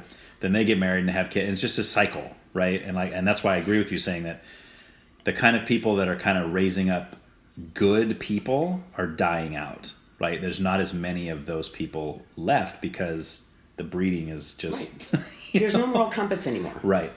Right. Yeah. People say, right, that their lines, this is my line in the sand. Yeah. Well, every mountain I've been on, every sand dune has collapsed. Yeah. Like anymore, our lines better be rebar and concrete. Like I feel like we can't bend anymore. Right. At 15 years old, if your mom said, we're having A for dinner, you said, no, I want B. Right. Well, sorry about your bad luck. Right. Right? Right, you're not eating tonight, I guess, yeah. You're not going to have it your way here. Right. But now a kid can go to his parents after school and say, well, my teacher said that I am a girl. Yeah. So I'm going to cut my junk off whether you like it or not. My teacher's going to take me. Right. Okay. What? Yeah. Right. That's What? insane. Yes. As if the teachers have any right to parent our children in that way. You shouldn't even be talking about that stuff at school. You should be teaching math and English and science and all this stuff. Not morality, not sexuality. None of this stuff should be taught by you. That's the parents' job, I don't even know how. If Riker ever hears this, he's going to kill me. He's 7 years old, right? The extent of my conversation with that kid is boys have outside junk, girls have inside junk. Yeah. He thinks that women pee from our butts. Nice. I'm not. That's nice. it. Well, maybe that'll scare him away from women for a while. I'm going to let him think that. You know what I mean? Until one of his uncles tells him that's incorrect. Right. For me as a mom to not be equipped to have that conversation with my 7-year-old son. Yeah. And a teacher do it? Right. Oh, it's a bad day for her. Yeah. It'll be a bad day for that teacher. Right. And parents are just, I don't know, they're just okay with it. Yeah. And I feel like for men, years ago, I'm so used to taking direction, right? Picking your battles, if you will. Right. Over grabbing the wrong bag of shredded cheese. And then you disagree with something your kid does when your wife's the buddy with the teacher or other student's mother. Yeah. You guys aren't going to win. Right. You're just not going to win that argument. Yeah. Right. And that goes back to family structure, like you're talking about. That's where the woman's taking over the man's role, basically, in a sense. Right. We cannot. Right. And that's something that's been a problem. I mean, even like you look at, like, I've used this example many times, but it's so true. You watch any sitcom, turn on any sitcom. The mom walks in with the briefcase. She's got the nice suit on. She's breadwinner. She's the smart one. She's this and that. The dad's tangled up in the blinds in the background, doesn't know what he's doing. He falls down the stairs. He's laying there, and his wallet falls out. The kids laugh at him. They come by, pick up his wallet. Thanks, Dad, and they walk out the door. It's like the dad is a buffoon, and the mom is the smart one. Right. Yeah, it's nonsense. Right. If you want to be abroad and have a career, I had a career. Right. And I loved it, and I was good at it. Yeah. But I didn't have a kid. Right. You know what I mean? When I got knocked up, I knew that was it. Yeah. There was no such thing as a 60-year-old. That was it. Right. And it's important for a kid. I don't know. We're not meant to be neither one of us. I'm not meant to be the cook and the cleaner, right, and the alley fixer, right, and the shopper, and the teacher. Right. luckily, I can ride bikes and work on, so he's, but I'm not meant to teach him dude stuff. I don't know how to fish. Right. I don't want to know how to fish. Right. I'm not. No, I'm not going to go ride your hoverboard with you. And Right. no, I don't want to do any of those things. Right. That's dude stuff. Yeah. But does he have men in his life that are able to be that for him? That you try to do, or? Eric is. Okay. Well, we're here in California. Okay. Well, there you go. We just visited Sean Conn in Idaho. Okay. I don't think I know him. I know him probably 2 Is he from here? Yeah. He's Okay. been gone for probably a decade. Okay, yeah, I don't think. Anyway, like he's Riker's, we're like family, so he's Right. Riker's uncle. Okay. So yeah, Sean taught him how to fish a couple weeks ago, and Oh, nice. yeah, teach him how to swim. Yeah. But just recently. Right. Dad's dead. So Right. Right. both our dads are dead. Yeah. So we're blessed to have the uncles that we do, but it Yeah. isn't. Yeah, he's definitely how do I say this? I don't say he's lacking, but he's missing out on the dude stuff. Right. You know what I mean? Well, your situation is not ideal. No, but I'll say this: You know what I I'm mean? not dependent on the government. Right. You know what I mean? You talk about the hippie woman and the Yeah. the man bun dad. You talk about them getting married and raising kids. They're not getting married. Right. That's true. If they do, he's gonna have to take her name, and they're gonna Right. get divorced, and she's gonna, the kids are gonna get raised by the government. Right. Like, Right. that's a problem. Yeah. Yeah. That's a big problem. Yeah. Bethany sent me something the other day, and I reposted it because I thought it was hilarious. But it showed, I think it's Jason Statham, or whatever it's Statham, the actor. I think that's who it was. The tough guy. Yeah. Yeah. But it said at the top, it said, a bad day with a bald head is better than a good day with a man bun. And I said, a truer thing has never been spoken. You want to know the worst? Because I'm so anti man bun. It's not even funny. Like that's the only hairdo I will ever make fun of. Like I don't care what you got, a mohawk, you got whatever, but the man bun, that's just got to go. I'm over that one. My last old man, we were neighbors for 4 or 5 months, and our kids, were playing it before we started dating. And he's a man bun dude, and I used to hide shears all over the house. Oh, nice. All over the house. Convinced that one day I was going to chop that thing off. I didn't want our boys to see that kind of a conflict in the house. Yeah. He'd have to do it while he was sleeping. God, so dumb. I just don't get it. I don't either. Dudes are not meant to have longer hair or longer Right. fingernails or Yeah. better legs than Yeah. women. You're just. I don't mind long hair. Like I some guys can rock that well, but Not many. It's the man bun. I'm Not like, many. I don't know. Yeah. I don't know. It's so weird. Yeah. But So I got questions for you. all right. Toilet seats, up or down, and 2A. Up or down or two-way? What do you mean? And 2A. And two-way. I don't know what the two-way mean. I know what up or down means. Second Amendment. Second Amendment. Two-way. Guns. A right to bear arms. Oh, what do I think about it?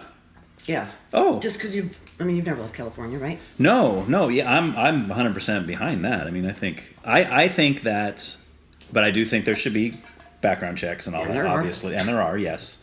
Well, I don't agree with the every time there's a school shooting or every time there's something, people blame the guns when the guns is not the problem. Because if the guns didn't exist, these psychos would use a car, they would use a knife, they would use some way to kill people because they're the problem, not the But do you know the what- tool. Do you know overwhelmingly what those crazy people are? Which ones? The ones that are saying That are shooting up schools? Oh, yeah. They're all they're trannies. right. Well, they don't tell us that. Like until, 95% of them. yeah, that one that shot up the Christian school, they didn't. Got broad. Yeah, Right. Who thought she was a guy? Right. Right. And then whose family gets mad because you're losing her dead name. You mean her birth name. Right. The name that you gave her Yeah. based on her sex, her Right. gender. Like, Right. But it's funny how they didn't announce that right away. Right. You see, they try to protect certain things. It's the same with the race thing. Like if you see. If there's an incident where a black man is killed in a police involved shooting and the officer was white, they're going to be sure to tell you the races of the people involved on the news. Yep. If it's the other way around, they just say a person was killed by a cop today. If. Yeah, If if you they do even that. say it that way, right? But they'll never say a black cop shot a white guy or even if it's a white on white, even if it's like a white guy and a white guy, they don't care. Which is a majority, actually, of law enforcement involved shootings. Right. Is white cops Yeah. with white men. Oh yeah. That's the majority. Right. Which makes sense Again, because that's the higher St. percentage. Floyd thing. It's a whole. Yeah. It's all a racket. Right. It's all a racket. Well, and there was a bunch after that too that came out. Yeah. Was it Jacob Blake? Jacob Blake was one. He was the guy that was reaching for his glove box, and he turned out he did have a knife, right? Because that's what they always say. They'll say, well, the cop told him to put his hands on the steering wheel, and he said, I'll just let me get some out of the glove box. Cop says, put your hands on the steering wheel, right? And he keeps going, and the cop doesn't know what he's going to pull out. So then the guy gets shot and killed. And then they say, and it turned out later there was nothing in the glove box. Therefore, the cop was wrong. It's like, but the cop has no idea. What's he supposed to wait until he's got a gun in his face? But they have protocol. Like, law enforcement officers, I don't say they go through a lot of training. Yeah. But they're trained to react in certain ways. Right. Under certain situations, in different demographics. Yes. Daytime, nighttime, make a model of vehicle, highways, all these different scenarios. Right. Well, and that's the statistic of it If being... I'm pulled over and I'm busted out on the freeway, Right. and some man walks up to my door, to help me, I promise I got my pistol pointed at him. Right, because you don't know him. Right. Right. You got to protect yourself. You side-eye me the wrong way. Right. You know what I mean? Yeah, because you just never know these days. To call the coroner. Yeah. That's fair. I feel like that's a human reaction. Mm-hmm. Right. Maybe don't fire the gun until you see that there's a danger. Because what if he is just some guy coming up who wants to help you with your flat? Yeah, but for a broad, you know what I mean? Like, maybe he should come with his hands up like this. Hey, I'm a good guy, I promise. Well, it's posture, yeah, right? Right. Crazy people generally always have a tick. Yeah. Right? Whether it's dead eyes or, if they're doing, men a lot will do open closed fists a lot. Yeah. Human behavior is it's fascinating to me. Oh, yeah. And we all have little ticks. Right.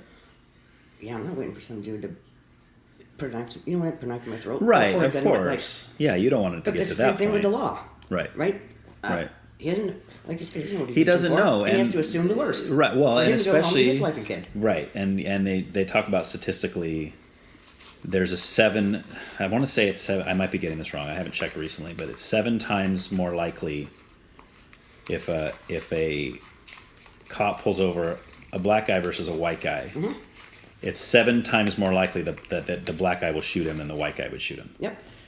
So now does that mean every black guy's like, of course that's not what it means. But as a cop, these are the things in your head when you're approaching this. And you said earlier, and I want to go back to this, and then we'll talk about your up or down comment. But you said this before about everybody's a little bit racist, right? And I would agree. I would probably use the word prejudice just because I think it could be sexist, or because racist is specifically racism. No. But like on one of the early, I think first season, I had a conversation with somebody, and I was discussing about how there's certain elements that have always came into play whenever there's a gangster looking dude with a lot of tattoos, looks mean. I have been in public and had lots of times where that guy has been a problem. Okay, that's just in my mental. Right? That's what I see. So when I see somebody like that, I'm in a public place, I might get a little nervous. That could be the greatest guy in the world right there. Regardless of what he looks like, he could be wonderful. And there's plenty of wonderful people that look just like that. That's very true. But because of my experience... You know what? If I'm walking down a market aisle with your old lady... Right. And you come across as a stranger... Yeah. Your opinion, your instinct about me is going to be different... Right. ...than hers. Right. True. Yeah. It is what it is. Yes. Because you're all tatted out, you mean? Right. Yeah.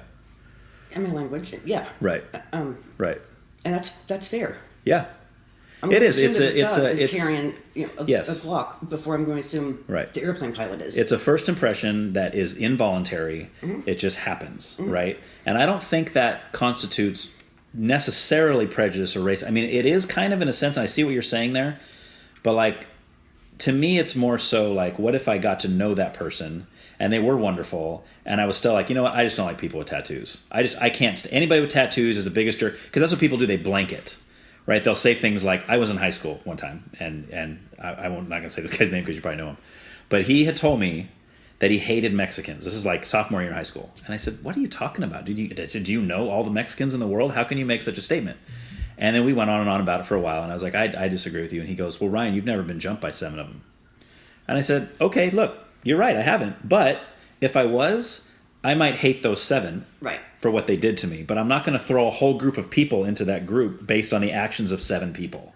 And that's no different than someone saying, I hate all white people because of Hitler or something, It's like, no, or all Germans because of Hitler. Right. No, not all Germans are Nazis. That's not the way that works, So That's prison politics. Yeah. I'm curious if his, his dad, his uncle, like, if someone in his family spent time in prison. Maybe. And who knows?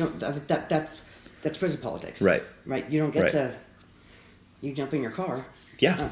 Once you get mainline, you don't get to choose your buddies. Right. And you will hate. You will be nasty and defensive. Right. And aggressive. To all of them. Which is unfortunate, but reality. Well, it keeps riots from happening. Yeah. Prison politics doesn't always mean bad. Right. Right. But I've always been curious about that as kids, right? Right. Those kinds of things are not nature. That's all nurture. Sure. So I've been Totally, curious it's learned where those- experience. Yes, absolutely. And in my case, right, it was always, the uncle. It was I learned prison politics very early on. Okay. So that's why it makes it like that's what it feels like as you tell that story. Right. That he maybe his dad or his uncle, maybe someone. Yeah. Like that's not something normal people I think teach their kid. Right. You know what I mean? But Right. then again, when we were in school, it was a whole quad versus Right.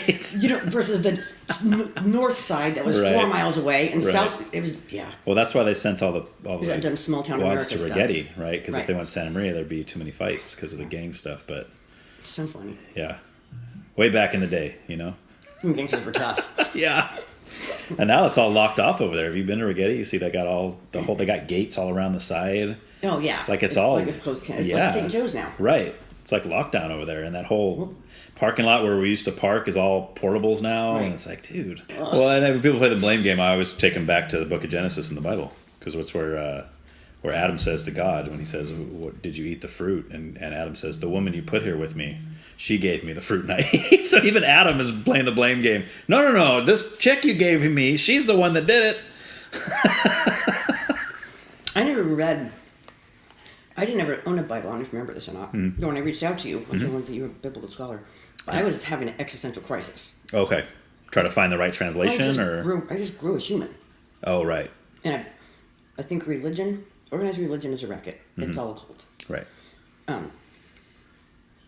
But I've always known there's a creator, right? Sure. But I bought my first Bible Okay. after I spoke to you. Oh, nice. And you told me to read, I think, John. John. Yep. It's a good place to start. I was raised Roman Catholic, right? I'm a Oh, I didn't know that. I'm a Guido. Okay. From your mom or your dad was Catholic or both? Both. Both, okay. Both Italian Roman Catholic. Okay. So, for whatever reason, after I never read any more of it, never read any of the books of the Bible. And I remembered something clicked in my head, like probably just a conversation I overheard as a kid about all the missing books. Right, the Right. Apocrypha. That were not it's called. meant- Right. We're too dumb or we're too... Yeah, not canonized is the Right. terminology, yeah. So I never read but that's what I learned about Lilith. Okay, yeah, Like, yeah. Eve was supposed to Right. be the submissive one. Right. Following Right. the serpent, Lilith's Right. directions to eat a stupid piece of fruit. Like, Right. Interesting. So that's the road you kind of went down then when you found like books, extra biblical books and... yeah, then I learned about emerald tablets and Okay. all, All right. following, all that stuff. Okay. Which makes much more sense to me than Yeah. secondhand stories. Right. I started trying to read. So from what I understand, the last true Bible is the 1611 Ethiopian. Right? Is that right? 1611 Ethiopian? Mm-hmm. Let's talk about the 1611 King James Version is one of the originals of that English translation. You're talking about like it written in Ethiopian language? Isn't Ethiopian like isn't that like is that an even written I've language? never watched Star Wars, but I feel like you're Klingon right now.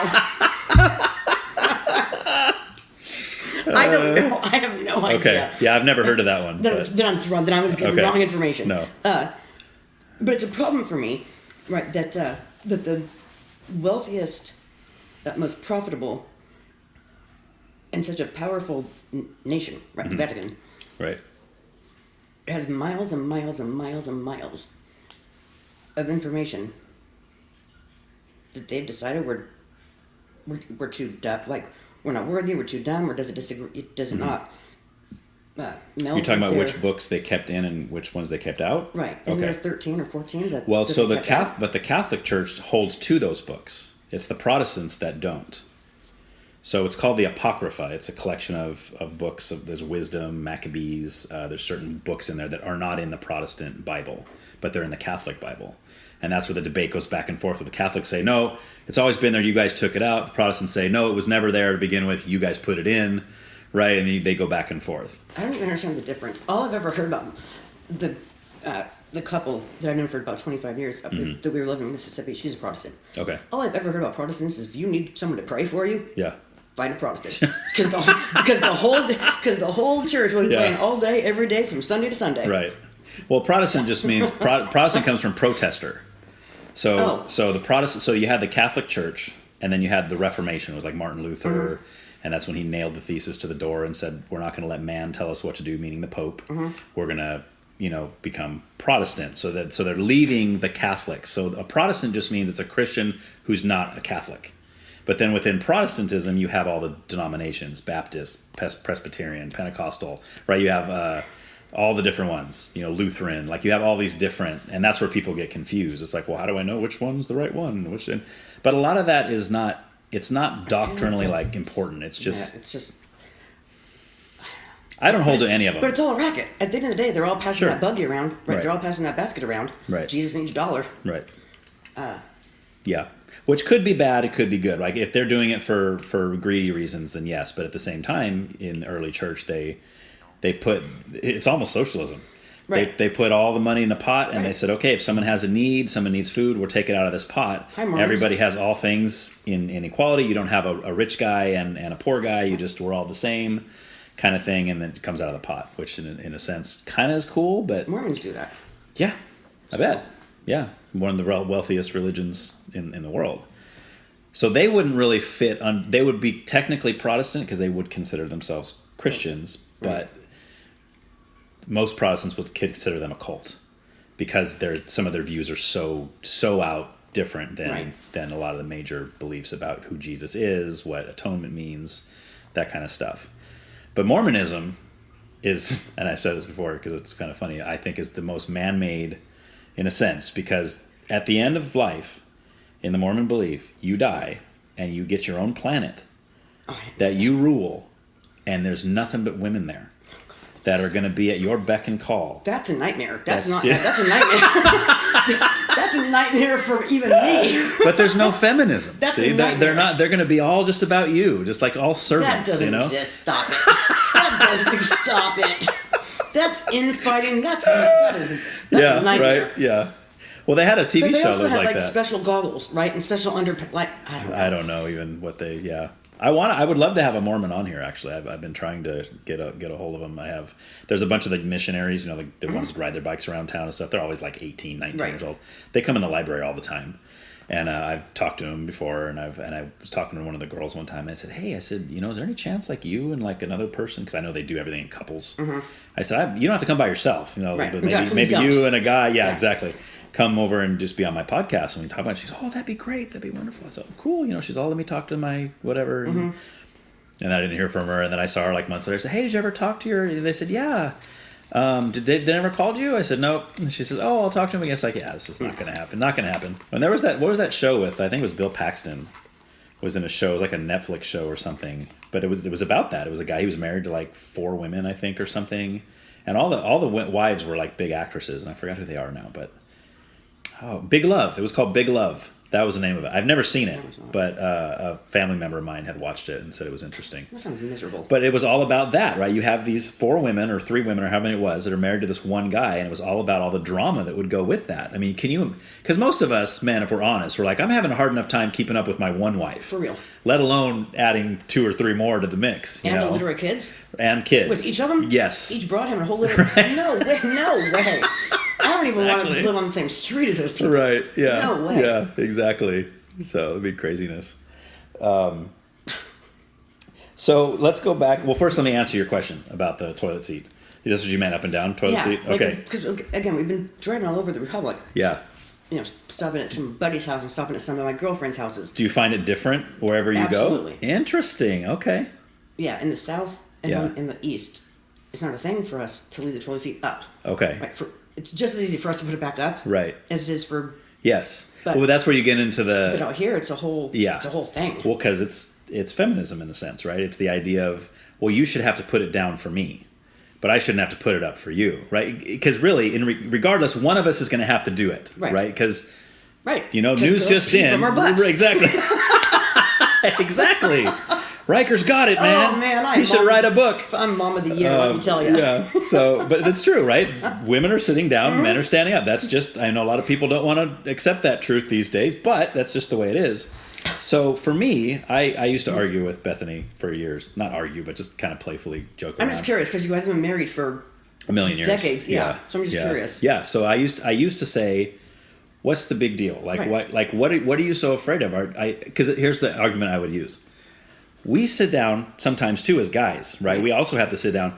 I never sit down without looking first. Like, are you having a problem falling in the toilet? Like, what is happening to you? Do you have that situational awareness? Right. And she's like, well, no. I mean, sometimes when you got to pee, it's like more of an emergency. I said, I understand that, whatever, But she always said, here's her argument, which I think is pretty unique because most women I'd never heard this from. She said, I'm not worried about falling in the toilet. It just looks gross when you leave the toilet seat up. Because you got that rim that kind of might get some dried pee on it or something, or hair or stuff. It's like if you close the lid, you can't see that. I was like, okay, I gotcha. That makes it more of a aesthetic thing than it is practical, So wipes the whole... Oh, really? Oh, yeah. Okay. Every time? If I'm going to leave the toilet seat up for you... Oh, okay. Yes. You taught him to take the... Absolutely. Okay. All right. That's good. I thought that was normal. Yeah. That's good. I guess it's not. But, so where I'm at now is I'm like, I don't care. I have gotten into the habit of just putting it down when I'm done because you know what, it doesn't matter that much. It shouldn't be a thing. It takes me 2 seconds. You guys have been married forever. Yeah. But some people are like, I mean, it's like a make or break. People are getting divorced over this. It's their line in the sand, right? It's their line in the sand. Yeah, it's just ridiculous. So they're single and have a new boyfriend or girlfriend, and then they're the opposite of what they did with their other person. Yes, right, exactly. Then you got to learn a whole new woman and a whole new personality and everything that's else. A nightmare too. Yeah, that's the beauty of being married as long as I have too, because I've just gotten to know her better as opposed to trying to. Right. I could not imagine being in the dating scene right now. I mean, that scares me to death. Like if anything ever happened to Bethany, I think I would probably just stay single for the rest of my life. It's better. Yeah, I bet. It's better. I was single from when I was locked up. Yeah. Till Riker was like 4.5. Okay. And then dated a guy for 2.5 years. Oh wow. And the thought of dating again, the thought of it is exhausting. Yeah. Just it's scary. Pass. Yeah. Just pass. But back when we were younger, it was different. It was like, oh yeah, this is cool. I'll meet all these different people and learn and this. It's like, no, I don't want any of that. No. No. I'd rather stay comfortable. Yeah. And, I don't really want to learn your name. So if I'm going to learn your name, we're in for the long haul. Yeah. And that's not to say there isn't issues with being in a long-term relationship. Of course, there's always struggles and this and that, but at least it's better. Yes, at least it's just like knowing somebody for that long and being connected in that way, Yeah, so it's just kind of fun. Most people I talk to from back then, when you and I were friends, because most people don't even know Bethany because she didn't go to the same schools as us. She's a couple years younger than me. She lived in Napomo when I met her, so she was going to AG High when I met her, and then she moved to San Diego, like right after we met, like within a couple months of us meeting. Okay. And we were going to break it off. We're like, we're not going to do long distance after 2 months. Like, this is ridiculous, right? So she was only 15. I was 18, she was 15, right? So her parents moved to San Diego, and then we didn't last very long until it was like, she called me. She's like, hey, I want to make this work. We said our goodbyes and everything before she left. And then she called, I want to make this work. I said, so do I. So we did the long distance. I was going down on the train to visit her and stuff. And me and, you remember Brian Sowers? Mm-hmm. So we were going to move down there together at some point, and we did. We moved down to San Diego. We lived there for about 6-7 months. Did you like it? Yeah, it's hot. Because it was in Ramona, which is, you talk about Oceanside. Yeah. So you get to Oceanside and you go on the 78 east and you climb the mountain up through Escondido, and then you get to Ramona, which is up on a hill. And it got in the hundreds, and the summers were, it's still brutal. Yeah, which growing up here, you're not used to that, of course. I wasn't. I was like, oh, the summers are terrible. And of course, we didn't figure out until after the summer was over that we had an AC. Oh, God bless. So, yeah, but then once I found out we had one, then we were leaving it on all the time with the windows open, which means we got our first bill. We're like, $600. What in the world? Yeah, we can't afford this. But anyway, so I was going back and forth with her, and then she got pregnant with our first when she was 17 and I was 19. So then she moved back here. We lived with my parents for like 2.5 years. And to my daughter, I think my older daughter was like 2, and we moved out on our own. And then, yeah, that's how it started. And then we were in low-income housing for like 10 years. And then this place was a huge blessing. A good, weird story how we got in here. We rented this for a couple years. And then they said they needed to sell it. And they gave us first option. And we're like, there's no way in a million years we're going to be able to afford this. There's no way. And this was back when the market was good. Right. Like this house was $280 when we bought it. It's a 4-bedroom, 22,000 or 2,200. I mean, square foot homes, right? And yeah, they're new. Yeah, and now it's like the pricing. I mean, this is like tripled in value. So anyway, yeah. So then we started, having kids, and we got 4, and then. What a blessing to be able to live with your folks. At so while you were trying to in the house I grew up in, right, and trying to acclimate to raising a tiny human, right. Yeah, it was nice. Yeah, what a blessing. It was nice, to be able to do that. And your parents are pretty rad for that. Yeah, they're pretty awesome. I feel awesome. like I would say no. Right. Yeah, see you later. Go to her parents' house. Yeah, which was in San Diego, so that would have been. I know they wouldn't have done that because my mom would have been so far away from her grandchild. Right, so. not going to happen. Yeah, and since I'm an only child, it was like I'm the only one that's going to be giving them grandchildren. So look, I love that picture. Aww. That's my older daughter and my younger daughter, when they were little, of course. The one on the left, so much alike. Yeah, the one on the left is 16 now, so that was quite an old picture, and the one on the right is 26. I don't know how you raised girls. We're such a nightmare. Yeah. I remember telling the doctor, if this kid ends up being, I'm training her in. I cannot do the dresses or the makeup or the shopping. Forget about it. Well, maybe God knew that. That's why He gave you a boy. That's what I think. There you go. For real. See? Because there's a lot of people who say the opposite. That say, "Oh man, I couldn't handle raising boys. It's insane. They're just rambunctious. They're all over the place. It's just." But others are like, "No." I have a cousin who has one child, and he's a boy, and they get along great. So much better. She loves him. Yeah, she's like, this is great having a boy, and he's just awesome, and so much easier. Yeah.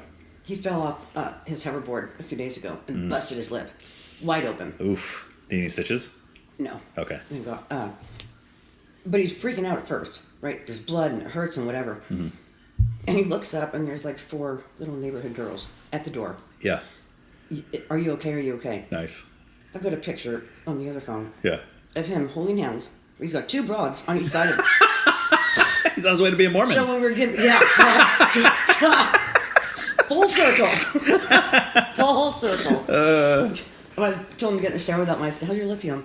He says, I hope it's still here tomorrow because all the girls like it. That's funny, man. You're being a love hustler. And Stop. he's 7. Stop hustling love. Oh, wowzers. See, that's what I mean, though. Boys know that they're boys. Yeah. And they know they're meant to like girls. Right. That's it. Right. That's it. Yeah. Somewhere it gets... There's got to be something in the water. Something. Yeah. Oh, God, but so that goes back to like when we were talking about trans and homosexuality, and you had mentioned that your friends had the two boys, and the one you knew he was gay since he was little. We all did, yeah. So when we talk about homosexuality, do you see that as something the same as transgender, or you see them as polar opposites? Yes. To where, so you would say that someone who's born gay, you think that they are born gay, or no? Okay. So what do you think happens there? Like, what do you think? Do you think that's like trauma or just mental? Do you think that's a mental disorder as well as transgender is? It's got partly. Okay. Like,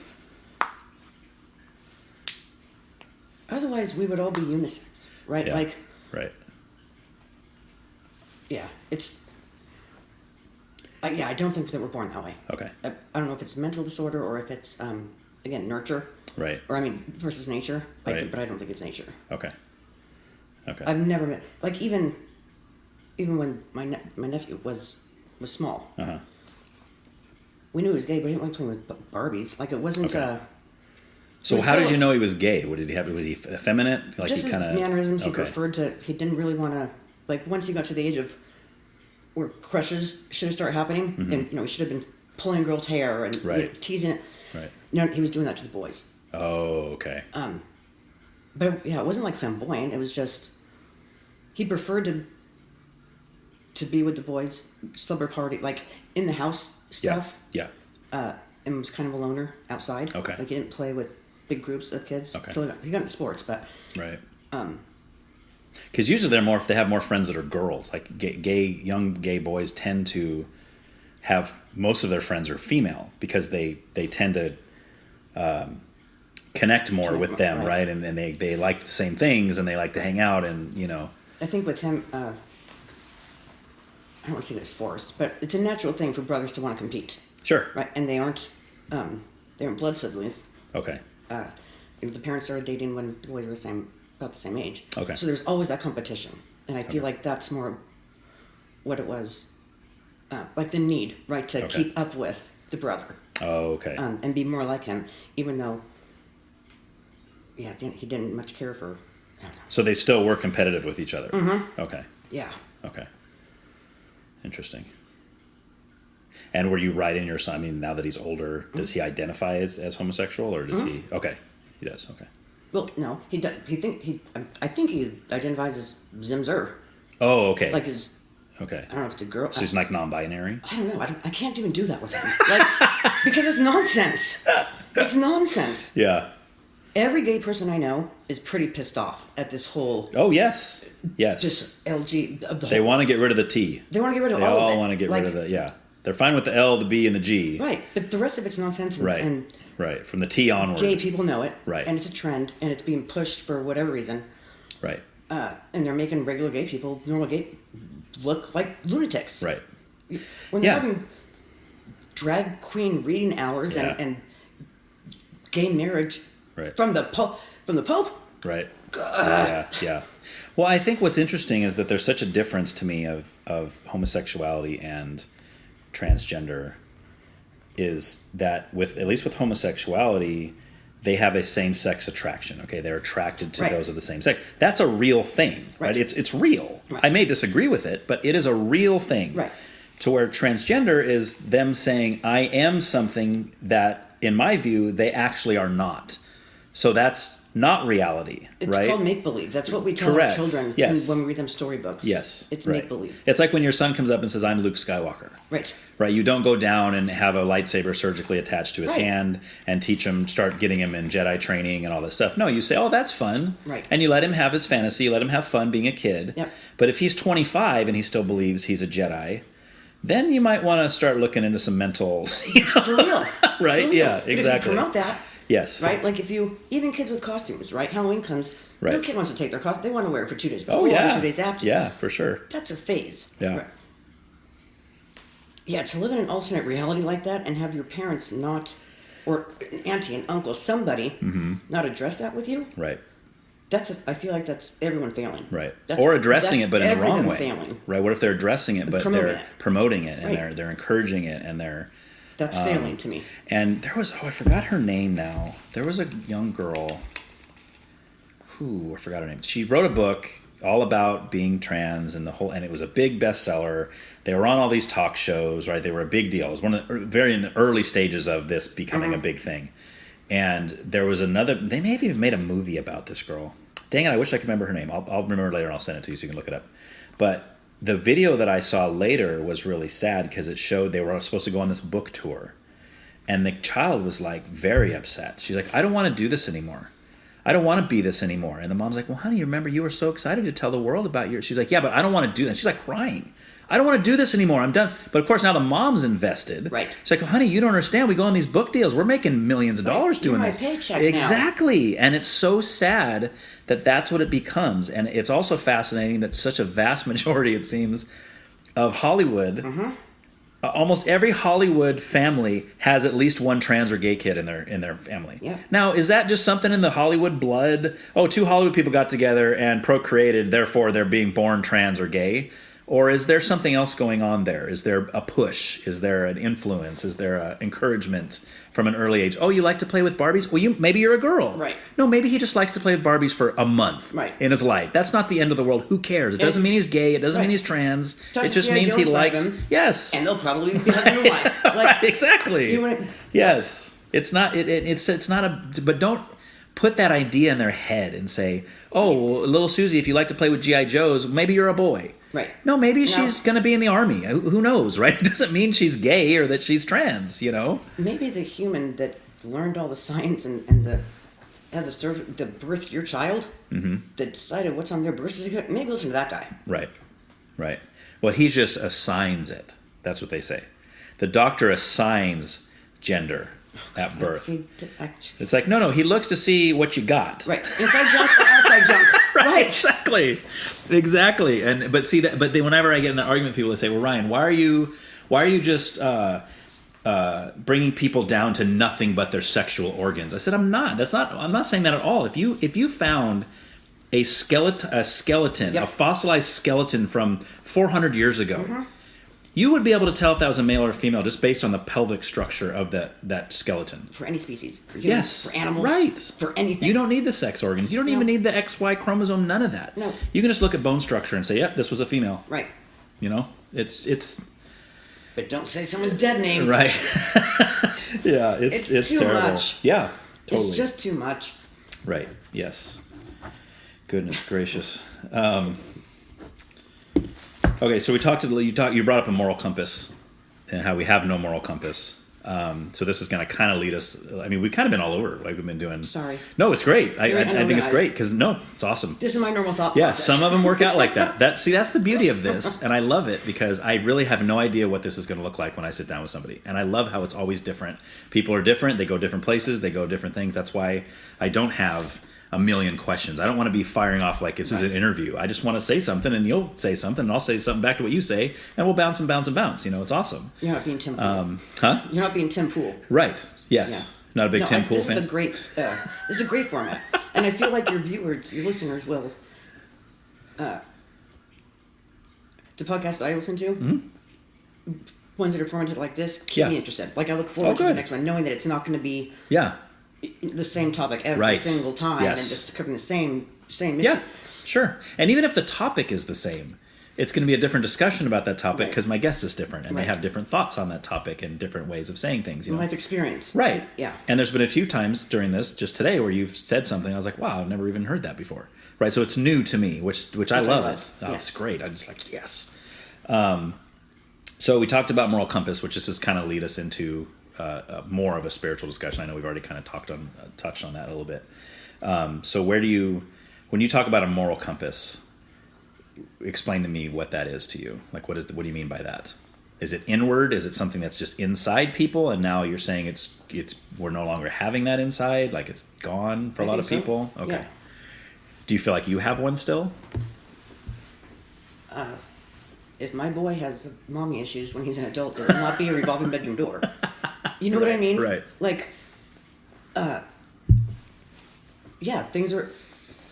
words carry weight, right? A nuclear family is important. Right. What we teach our kids when they're young, when they're sponges, is important. Right. From creation, right, to whatever you decide you want your kid to know as the creator. Right. Right, to the way you keep your house, right, to the people you keep around you. Sure. That's all the nurture stuff you're talking about. Natural consequences. Right. Riker's very low. Don't expect anything. You're natural. You behave well, you get natural consequences. Right. Or you could rule the world. Right? I mean, let's hope not. I'm just saying, like, there is a place for people like that. They jerk their way to the top, There and is. then they're there. You know. There is. So. Generally, though, they don't get there by a solid foundation. Right. They don't get there by their handshake. Right. Being their word. Right. There's no gentleman. I need to increase my vocabulary. Yeah. There's no gentleman's agreement anymore. Sure. Right? And then with broads, it's got to be combative. It's got to be argumentative or critical. When you've got a kid with two mommies or two daddies, forget about it. Right. That's not healthy for a kid to grow up that way. Okay. Period. To me, it's just not. And that's a moral compass thing for me. So why do you feel that? Why do you feel that way though? Like why you think they need both components of male and female? You think obviously you think male and females are different. We've already talked about this. And this is where people on the other side would disagree with you and say, no, two daddies is the same. Because one of them, they may even say this. They'll say in a gay couple, one of the men is usually more feminine, one is more masculine, right? Even in lesbian couples, same thing, right? You always see one that's looks more like a man, and one that doesn't, and they'll say, well, there you go. There's both sides, men and women. No. We are meant to grow humans. Okay. Women are. Yeah. We are meant to be the caretakers, the caregivers, the nurturers. Mm-hmm. Those aren't things that the kids are going to learn from a parent of the opposite sex. Okay. They're just not. Right. Just like I can't teach Riker to fish. Right. And one of his uncles isn't going to kiss an owie. Right. For him. Right. A gay uncle might. Nope. No, because Riker won't let that happen because Riker has a moral compass. No. Yeah, I don't know. Okay. So you feel like it's there, and you feel like you're giving it to your son as well. You're giving him the mom part. Okay. Absolutely. Okay. But he's certainly deprived of right. the dad part. Yeah. 1,000%. And by the way, earlier when I said your is not ideal, your situation, I didn't mean that as a shot at you, by the way. No, I know that. Yeah, I mean, these are this circumstance out of your control. Dad passes away. What are you going to do about that? Right. Obviously, this is what it is. Exactly, and you're doing the best you can with what you have. But I'm not going to pretend and fail to try and teach him things that a man is meant to teach him. Right. Right. But like you said, he does have men in his life that are able to hopefully fill that void in the way that you were deprived of out of your control. Right. It's the right. It's one uncle for 2 weeks, right, and then right. The one here for 2 or 3 weeks. It's not the same as the nuclear family, but right, even not nuclear family. Yeah. At our old house here in Orchid, my surrogate family, right, he has 2 sets of godparents. Mm-hmm. One of them would literally drive by my street, and I was the first house in on the street. Mm-hmm. Drive by my street and see my house 3 to 4 times a week, and didn't see that kid for almost 2 years. Oh, wow. So up until recently, Riker thought that family is who you spend Thanksgiving with and Christmas with. Okay. You travel, right, to go see right. them. There are people from far away. That's not. I can't let him. So I cut them all off. Yeah. I can't let if you can't be. We have the blessing of being able to choose our family. Mm-hmm. And not a lot of people get to do that. Right.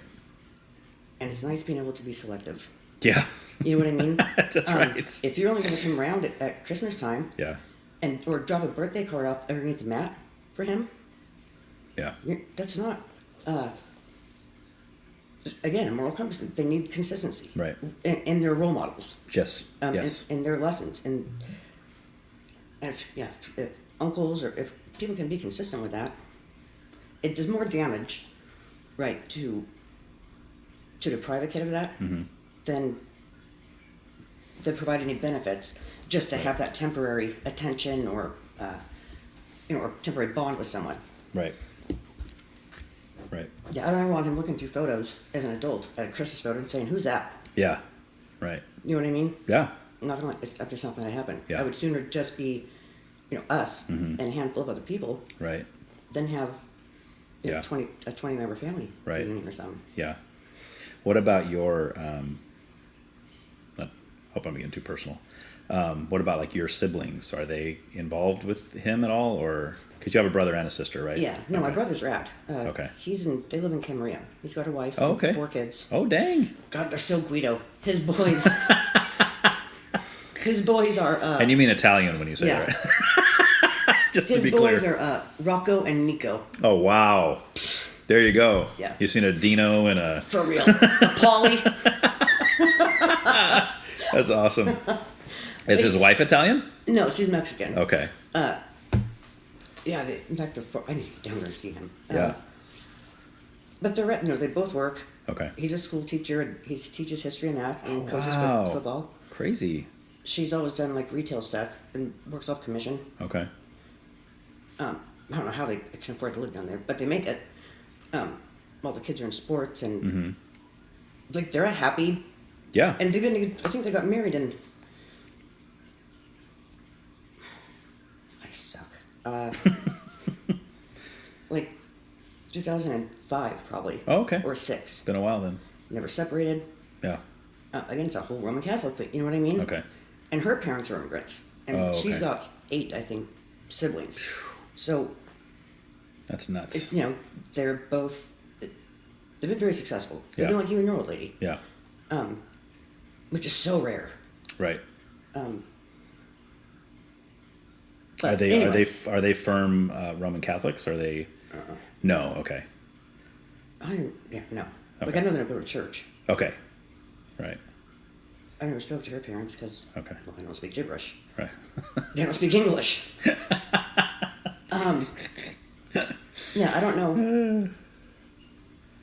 My brother had, like when my dad got hurt, my brother had his whole family. Right. So, like we never see each other a lot, or Yeah. which is fine. Right. But he's rad. And Okay. my sister, she's Lilith. Okay.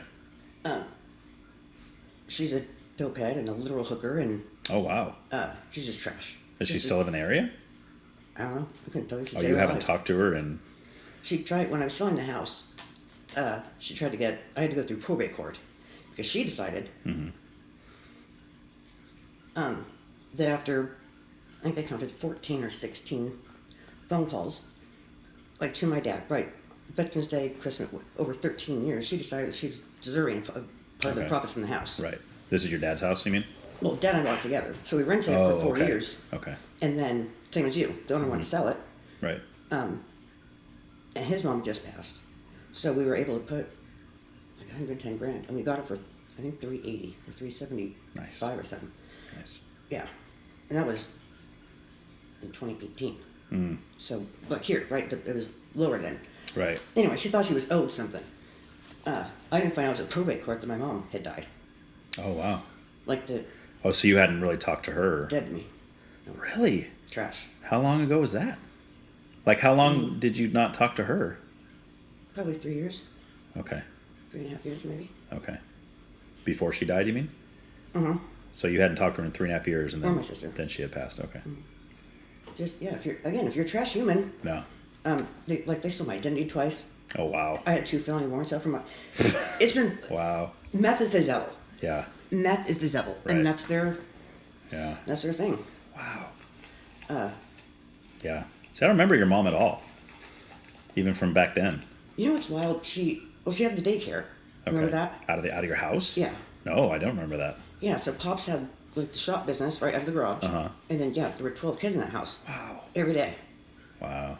And then she got on meth, kicked me and Yeah. my dad out, went to prison for a couple of years. Were you still a minor at that point? Yeah. Okay. But yeah, I got emancipated though, so Okay. I Okay. could work and whatever. Anyway. Yeah. Yeah, she went to prison, started and just stayed on meth all these years. Is that what killed her eventually? Or she overdosed? I have no idea. Okay. Couldn't tell her. That's terrible. Well, you dance with the devil. It is, you know what that's- I mean? yes, that's true. You dance with the devil. Yes. That's true. He's gonna get you. Yeah, they're both whatever. They're both garbage humans Yeah. to me. I don't want Yeah. them anywhere near me or my kid. Okay. So I'll cut you off. Yeah. Especially if you do meth. I don't care if you're on meth, if you're getting sick no, from yeah. doing meth, if you're hanging out with people on Yeah. You don't want that around, especially around your son. not around That's any part of me. Nope. Right. Yeah, that's bad news. All right, so let's go back. I kind of took us on a tangent there. Back to the moral compass idea. Where do you ideally? Where do you think that comes from? Like, if you look back 100 years from now, you'd probably say that people were more moral than they are now. Would you agree with that? Do you think Absolutely. morality is something that's leaving? Right, we're getting less and less moral as But people the were also years more go religious. on. Right. Bingo. They're taking God out of everything. Okay, so you think that's where morality comes from? Part of God, it. is God? Okay. Right. And then our kids are born with their soul. Right. And we nurture that. Yeah. And Yeah. we promote that. Yeah. Okay. So you think it's something that comes in inherently in a sense? Because Some of it, yeah. like I could meet an atheist, someone who doesn't even believe God exists at all, and they could still have a very strong moral compass. Right. And I would ask them, well, where did that come from? If there's no God, where did your morality come from? Why? And they'll say, well, it's wrong to hurt people. Well, I would tell them, well, says who? And they say, well, says me. I said, well, what if I find a guy who says it's okay to hurt people? Does that make it okay? He says, no.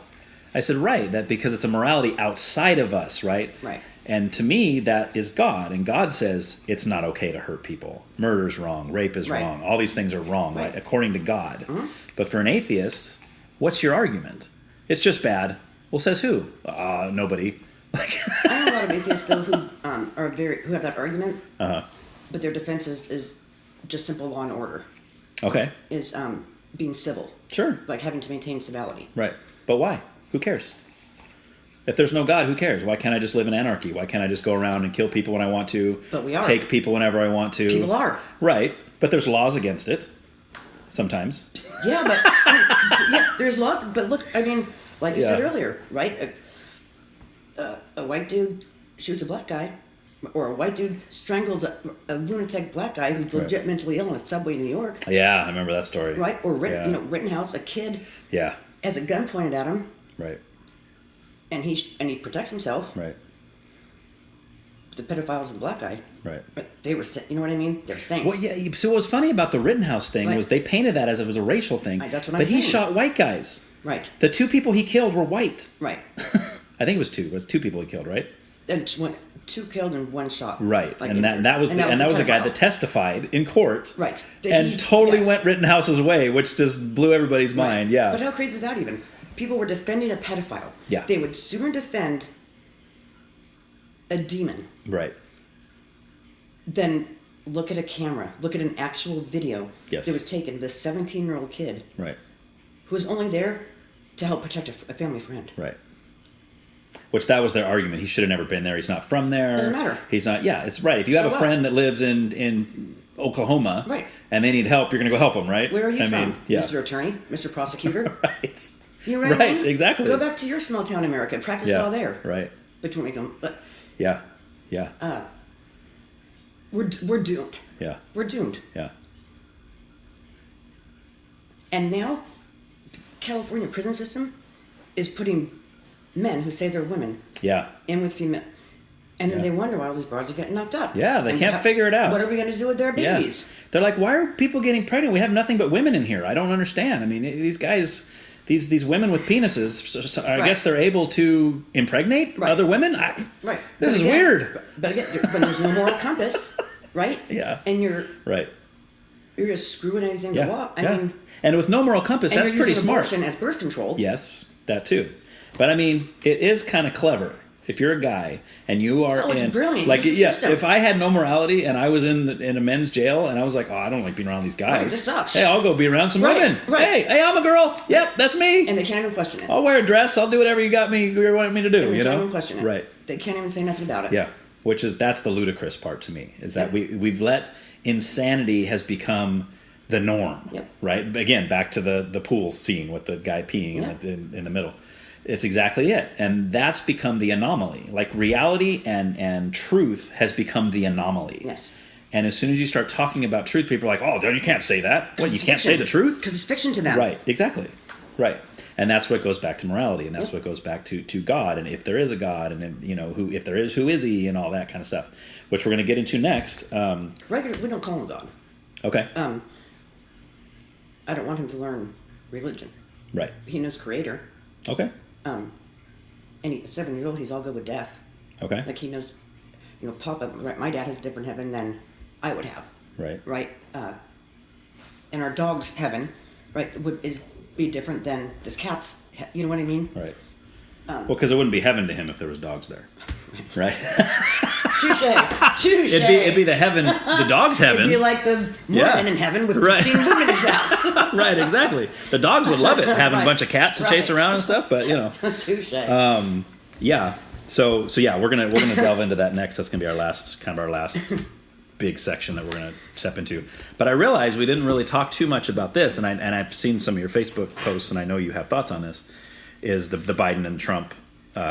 Obviously, we're coming up to the election is in a couple months, pretty much. They've already had a couple debates and interviews and all this kind of stuff. So you've made a couple comments. It sounds to me like you are a fan of Trump. So I guess what I'm asking is like, how far of a fan of Trump are you? Are you like because they developed the term "never Trumpers," right? But then I think the term "always Trumpers," where they're kind of like, Trump has never done a thing wrong in his life. Everything he says is golden. The guy's everything is great with him. he doesn't back down from anybody. Okay. But he can have a business meeting with other world leaders Right. and shake their hand. Right. Yeah. Yeah. He can walk into a country that nobody in North Korea, where no other leader had been in Right. decade. Right. Again, I don't have to like Trump, but I have to like his policies. I have to like that he's not trying to remove God. Yeah, that's I right. have to like that he's a patriot. Yep. I have to like that he's okay pissing people off. Yeah. I have to like that he's got enough friends. He's not there to make no friends. Right. He didn't take. He's the only president ever who didn't take a salary. Right. He can't be bought. Yeah. Right. That matters. Yeah. And I like what you worded it, because you worded it a way earlier that conveys what I've been saying. But you worded it like, what'd you say? I'm not married to him. We're not dating I'm not dating You him. don't have to Yeah. like him. And I've always used I'm the usually sen- much more crude than that. Right. For the sake of the moral compass of your Right, show. right, yeah.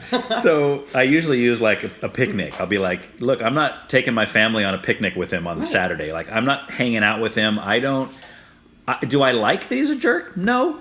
I mean, if I could choose a good policy president who's also a great guy, sure, if that was my choice, I'll take it. But the fact that he's a jerk and he says mean things and he does this stuff, that means nothing to me. That does not affect my personal life at all. What does affect my personal life is the economy, is morality, is things like that. Roe v. Wade being overturned, like all this stuff. That affects my world that I'd have to live in. And our children. And our children's More world. importantly. Exactly, right? And so that's where I fall. And people say, why do you love Trump so much? I don't love Trump. love him. I just think if these are the two options you're giving me, and I've now had 4 years of Trump and 4 years of Biden, and I've seen the way the world has changed, and my pocketbook has changed, and the economy has changed, it's a no-brainer to me.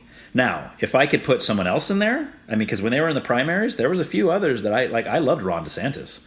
That guy was fantastic. I was a huge, I'll take him any day. He's younger, he's smarter, he's like, anyway. I really like Vivek. Vivek had some good things to say. Yes, Very much I like did. Trump. Yes, he was very much like Trump. I felt like he was I felt like he was a little too much of a Trump groupie. But So fun. Yes, agree. He's like his other little than that- protege. Right, Like, exactly. I feel like he was very jealous of Barron sometimes. You know what I mean? Right. I wish I was born into the Trump Right, right. But who's to say Trump's not a good? Right, he's been Right. married for decades. Yeah. He's raised Yeah. very successful. Yeah. Very well behaved. You know what I mean? Well, he did Children. cheat on his wife with a porn star, but Right. other than that, Right, you know. and that's why she owes him money. Right. Forget Yes, about it. exactly. Well, Or that- even cheat yeah. on Melania Yeah. Trump. Stop it. That's madness. Oh, you don't even think it happened? No, I don't. I thought No. he's admitted to it happening. I don't know. Yeah. But again, I Right. don't need to know his personal life. Right, It exactly. doesn't- You know what I mean? But that's a good point, doesn't because I affect mean, you me. put Stormy Daniels and Melania Trump right here. No I one mean, in their there's right no mind. comparison. Yeah, Melania is much more attractive, Right. or whatever. That woman she oozes class Right. from it. Yeah. Yet they rag on her because they have to, I guess, the opponents. They have to rag on her because of the whole Christmas thing. Oh, she decorates the White House for Christmas. Yeah. Oh, this is the tackiest. This is just the tackiest Christmas decorating since so and so, and blah blah blah. It's like, really, that's all you have on her. I mean, come on, But anyway, so do you feel like, is there anyone else that you? In other words, do you think Trump and Biden are the ideal candidates for us to choose from, or do you think we should have two different people to choose from?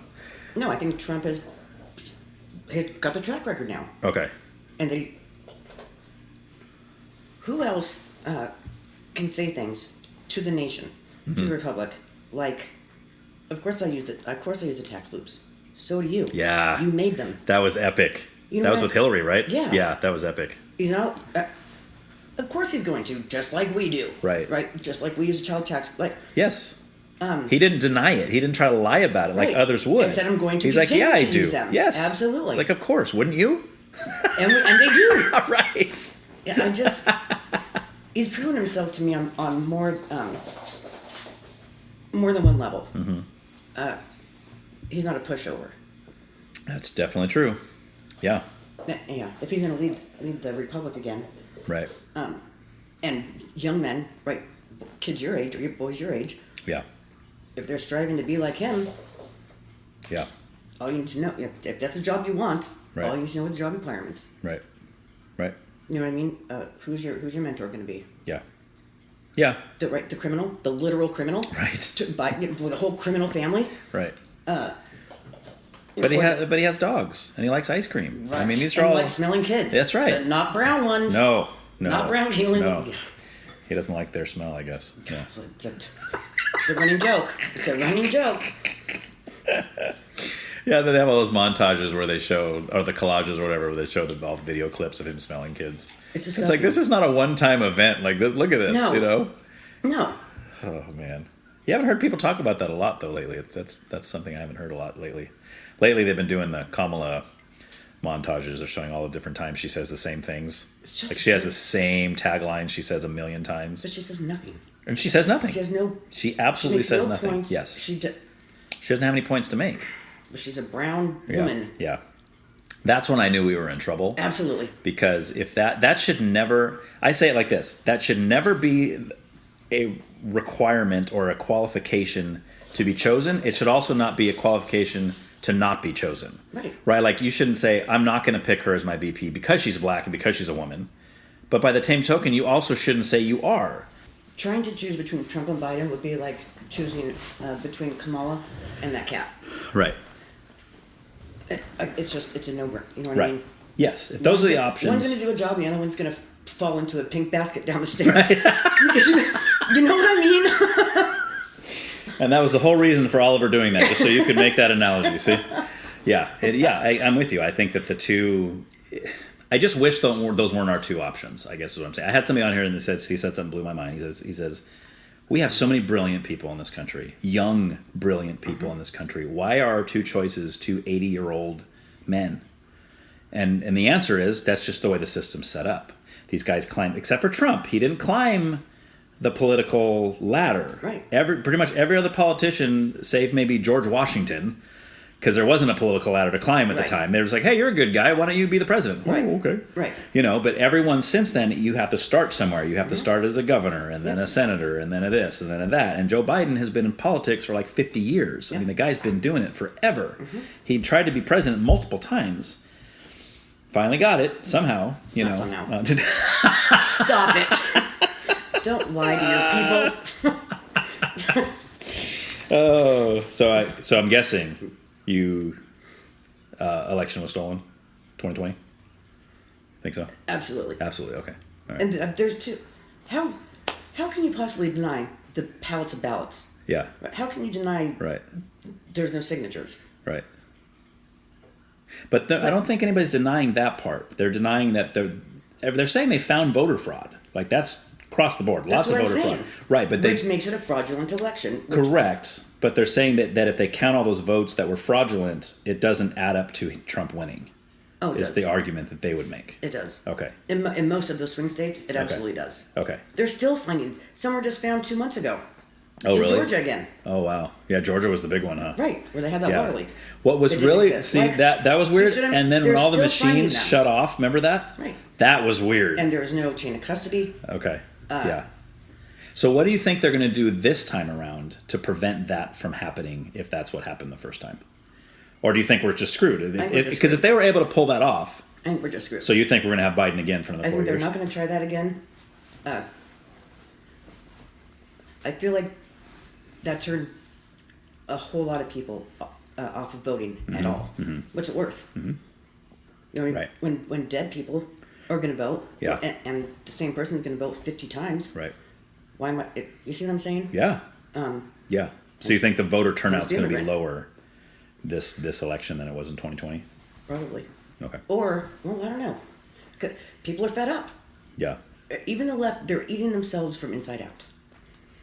They've all got buyer's remorse. Well, sure. All of them. Especially after this last debate. Right, all of them. Right. Yeah. I wouldn't say that they would vote for Trump. I would say they just wouldn't vote. Okay. Yeah. Hey, that's fine. Right. Because the voters are the ones who recognize that that's our responsibility to live here, to exist here. Yeah. Will be the ones to vote. Right. The ones that care enough to do it. But then living in California, you almost feel like your vote is worthless anyway, because it's always blue here. Always, like, it always votes blue. Like a red vote doesn't really mean much here. When have you ever seen a Biden sticker, flag? Around here? Poster? No, not much here. I've never seen one. Unless it's got the F word in front of it. No, that's what I'm saying.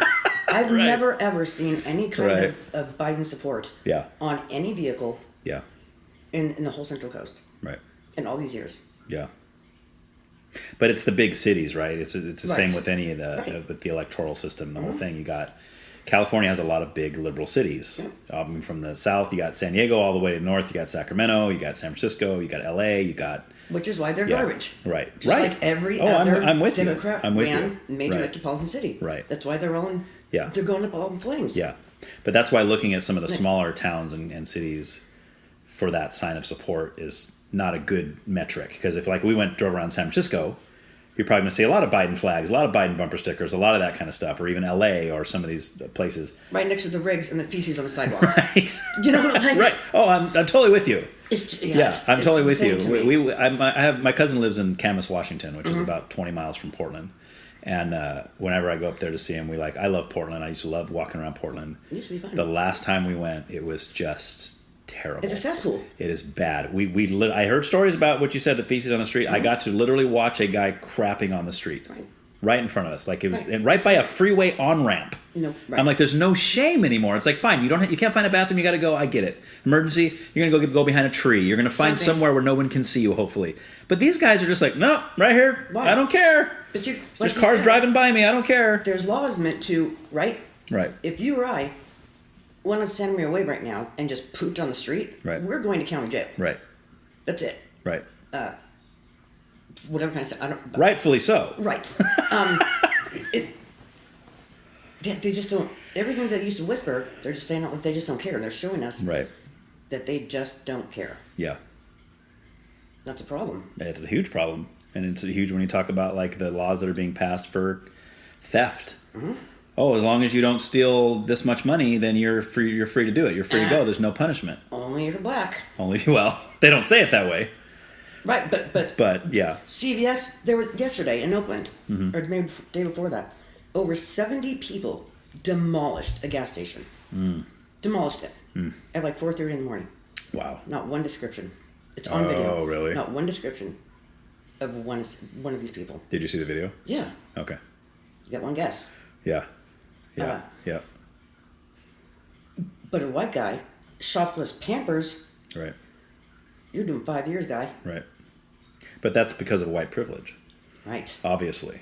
Well, wherever they're passing out at, I wish someone would let me know. Yeah. Apparently, all the cool kids have it. Right. Yeah. I've never met anyone that had it. Right. I've been told I have it by other people. But see, saying things like this, right? They use that as the opportunity. You're a racist. No, I'm honest. Right. I'm basing my opinion on what I see. Right. On what I read. Yes. What I know factually to be true. Correct. My lying eyes. Right. That makes me a racist. Yeah. I'm good with it. Right. I'm good with it. And it's been watered down so much. Mm-hmm. Right? When we were small, it was a thing. Right. It was a thing. You were either proud of it or you didn't want to be it. Right. It doesn't mean anything anymore. That's exactly it. It means nothing anymore. Yes, because they made it mean everything. Right. When everything is racist, nothing is racist. Right. Because you've eliminated the definition of the word, you've taken it away, it doesn't exist. Has no meaning.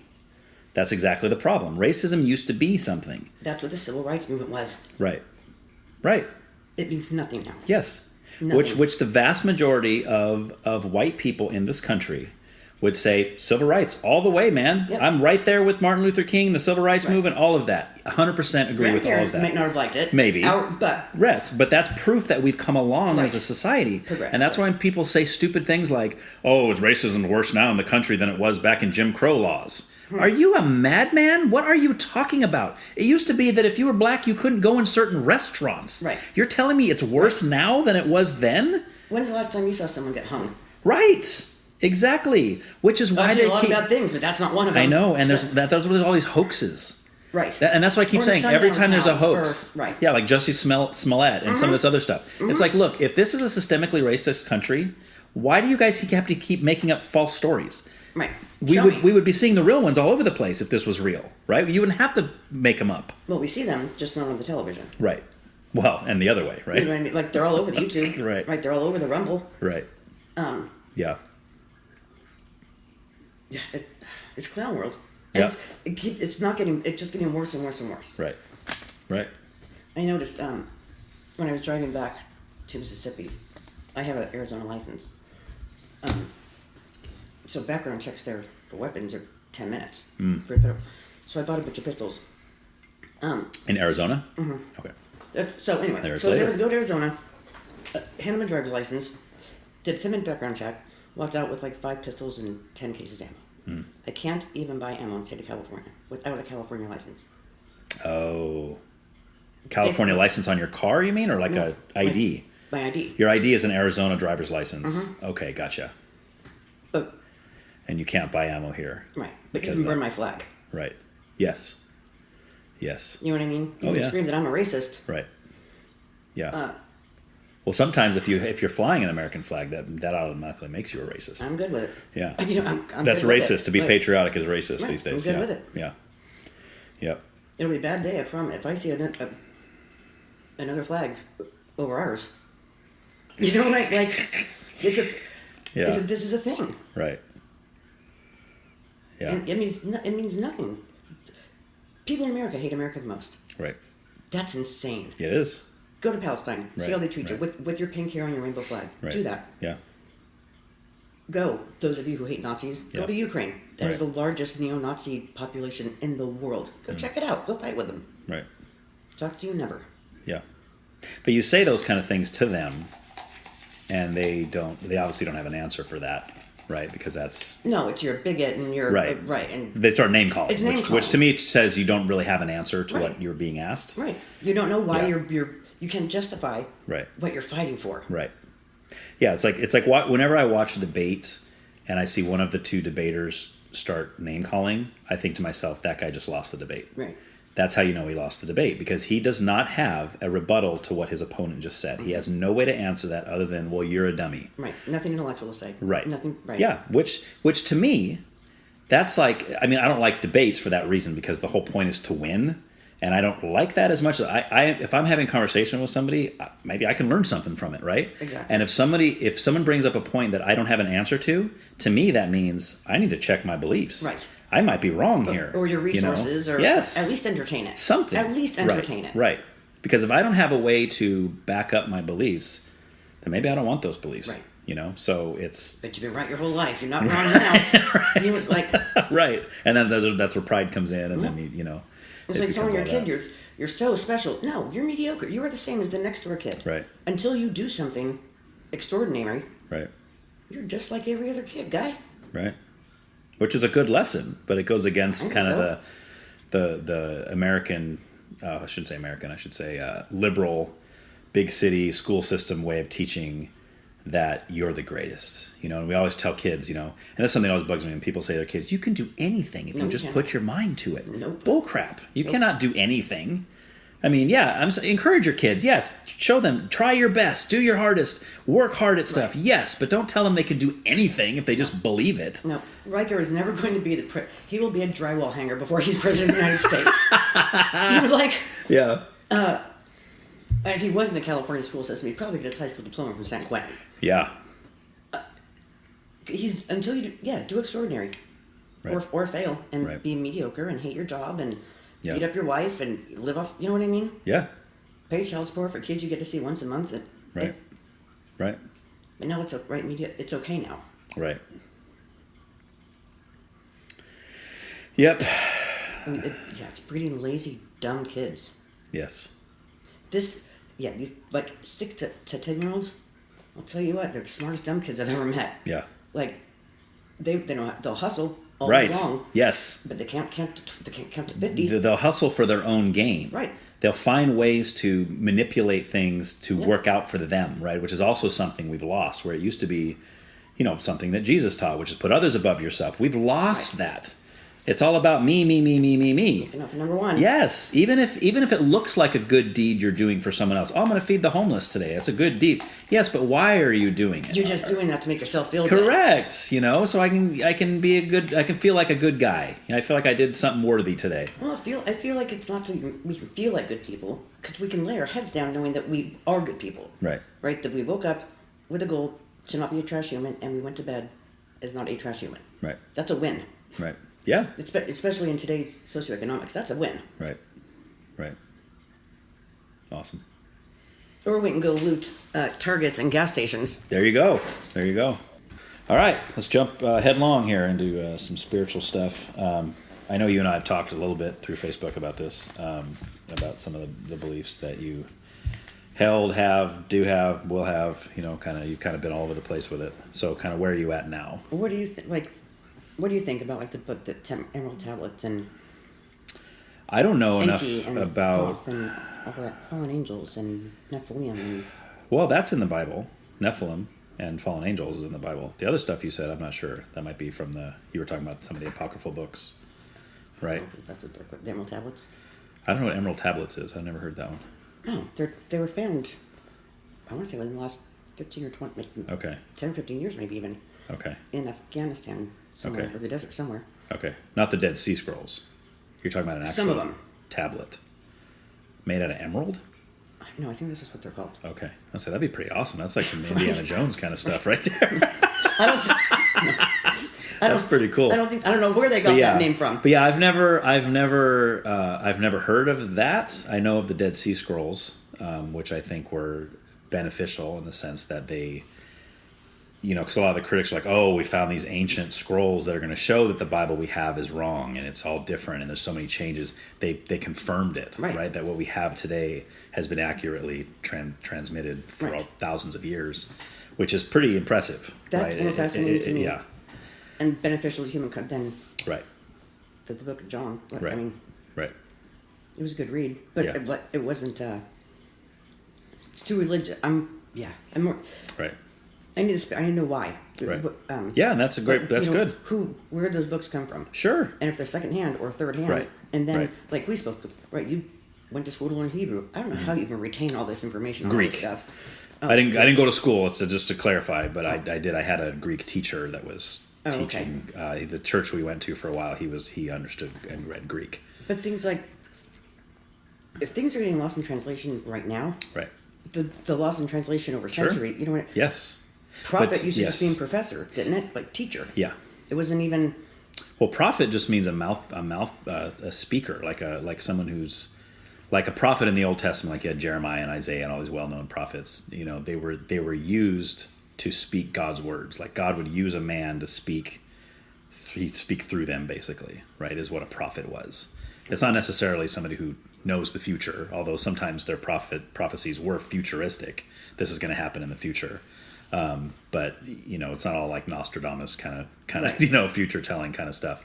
But no, those are all valid questions that you have about that, because if we're to believe this book as being God's word, as being inspired, as being truth, right? Then it's important that we know why. The history of it. Yeah, exactly. Because how do I know? I'm not just reading a book that a bunch of guys in New York got together and said, hey, would it be hysterical if we just wrote a book and we said it was from God and we did all this? And that's all valid. And I'll tell you, I spent probably, I think, about 2 years delving into that exact thing, because when I first became a Christian, I almost kind of did it kicking and screaming, because I hated Christians. I didn't want to become a Christian. I hated them. I didn't think they were all narrow-minded jerks, and what do you mean Jesus is the only way? Who do you think you are? Arrogant. And, exactly. That was my view. Well, then I had my own experience with God through Jesus, through the Bible, through, however you want to word it. And then I was having people coming to me with things like, well, what about dinosaurs? And what about, and all these things that were kind of the attacking Christianity, attacking the Bible and saying, well, the Bible's full of contradictions. People say that stuff. They say, the Bible's full of and these days I say, is it? Show me one. Right, please. And most of the time they don't. They can't. And the only ones they do bring up, they'll say, well, look in the book of Matthew, outside of the tomb after Jesus resurrected, it says there was 2 angels. And then in Mark's account of the same thing, it says there was 1 angel. Contradiction. And I say, okay, if I just came in the house, and let's say I was talking to Bill and John out in the parking lot, and I came in and I told my wife, I was just out in the parking lot talking to Bill. Does that mean John wasn't there? Right. Or around a rock? Right. Or who knows, right? Exactly. Just because you say that there was 1 angel doesn't mean there wasn't 2. If it would have said there was only 1 angel, that would be a contradiction, right? So these are the things they always bring up. But back to your question about how the Bible came together and all that, I spent years looking at all that, because this is important. Like, if I'm going to hold this as my one truth that I'm going to keep coming back to, and people say, well, Ryan, how do you know that's true? Because the Bible says, because the Bible says, because the Bible says. Right. And they're going to say, well, who cares? I don't believe in the Bible. I don't care what it says. It was written by men. It was written this and all this stuff. So what I came to at the end of all that was I had more reliance and understanding and belief that the Bible was God's word and that God preserved it. And because, yes, it was penned by humans, which are fallible. We make mistakes. We do all that kind of stuff. But, if we were to go around Santa Maria, let's say, just Santa Maria, and we took 40 people, let's say we took 40 people from the same profession. Let's say we took 40 fast food workers, let's say. And we said, all right, I want to give you each a piece of paper. I want you to write one page on who God is, what he wants from us, plan of salvation, whatever, right? All this different stuff on one page. And they said, okay, well, I'll do that. 40 people that are written down. And then we take those 40 pages and we try to fit them together into something that doesn't contradict each other. Right. Is that going to happen? No, right? One guy's going to say God is a dinosaur. Another guy's going to say God has 4 arms. One guy's going to say God has 2 arms. One guy is going to be all these different things. One guy's going to say the way of salvation is that you learn how to somersault underwater. Another guy's going to say, well, you need this. And I'd say it's not going to match, right? But then you look at all the different writers of the Bible. You have over 40 different people from all different areas of that place, not just one town, all different professions, anyway from doctors to fishermen to, and then they wrote all these books and they all fit together harmonically. Yep. That's got to be an act of God because humans couldn't do that, right? Agreed. Right. So that's one of the things that I would say. Another argument against men writing it is that it's full of the failings of men. Right. To where if flaws and yes. Correct. If I'm going to write about myself, I'm not going to put the flaws in there. Right. No. I'm like, no, I never did that. Right, that's the coolest kid in the exactly. world. Right. You're gonna build yourself up, right? Which is another good evidence. But as far as the extra books, what they did was, and the way that a lot of critics present it is they think, all right, they had all these books in the Bible, and they're trying to figure out which ones to keep and which ones to get rid of.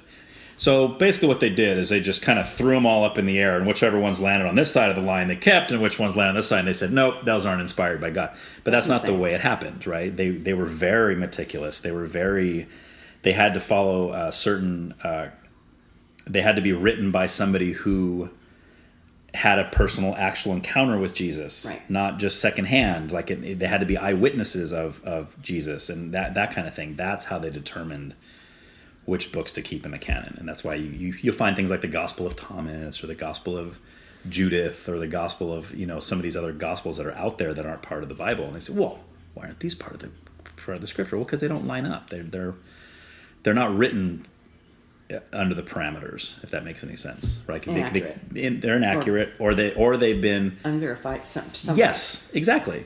Or they've been written way later, right? Like most of the books of the Bible were written very close to the time that they happened. And every civilization throughout history has a flood myth. Mm-hmm. Yeah. Right. We hold a myth, even though every civilization throughout time, they all say the same thing. Yes. And archaeologists will tell you there's proof in the Earth's crust. Yes, absolutely. Right. Yeah. And it's global. It's a global flood, not just like, it was a local flood. It was just this area of Texas that was flooded or something, Yeah, exactly. So those are some of the things I go to. That's the kind of stuff that I can't understand. Okay. People refusing to even entertain. Right. Why? You believe that we put a man on the moon, but you can't believe that that a flood happened? For real? Right. Well, because if they believe that, then it affirms something the Bible says. Right. So they've already decided God doesn't exist. Right. And that Christianity's false. Right. So that's already a skewed narrative, right? They already have that. They have these glasses they're viewing everything through that says there is no God. That's kind of a false premise, I think. Absolutely. You should at least say maybe there's a God. I can't let Riker grow up that way. Right. He loves the eye angel. I don't know what that means. The angel with the eye and all the... Angel with the eye. Like the big central eye and the rings around it with all the other eyes.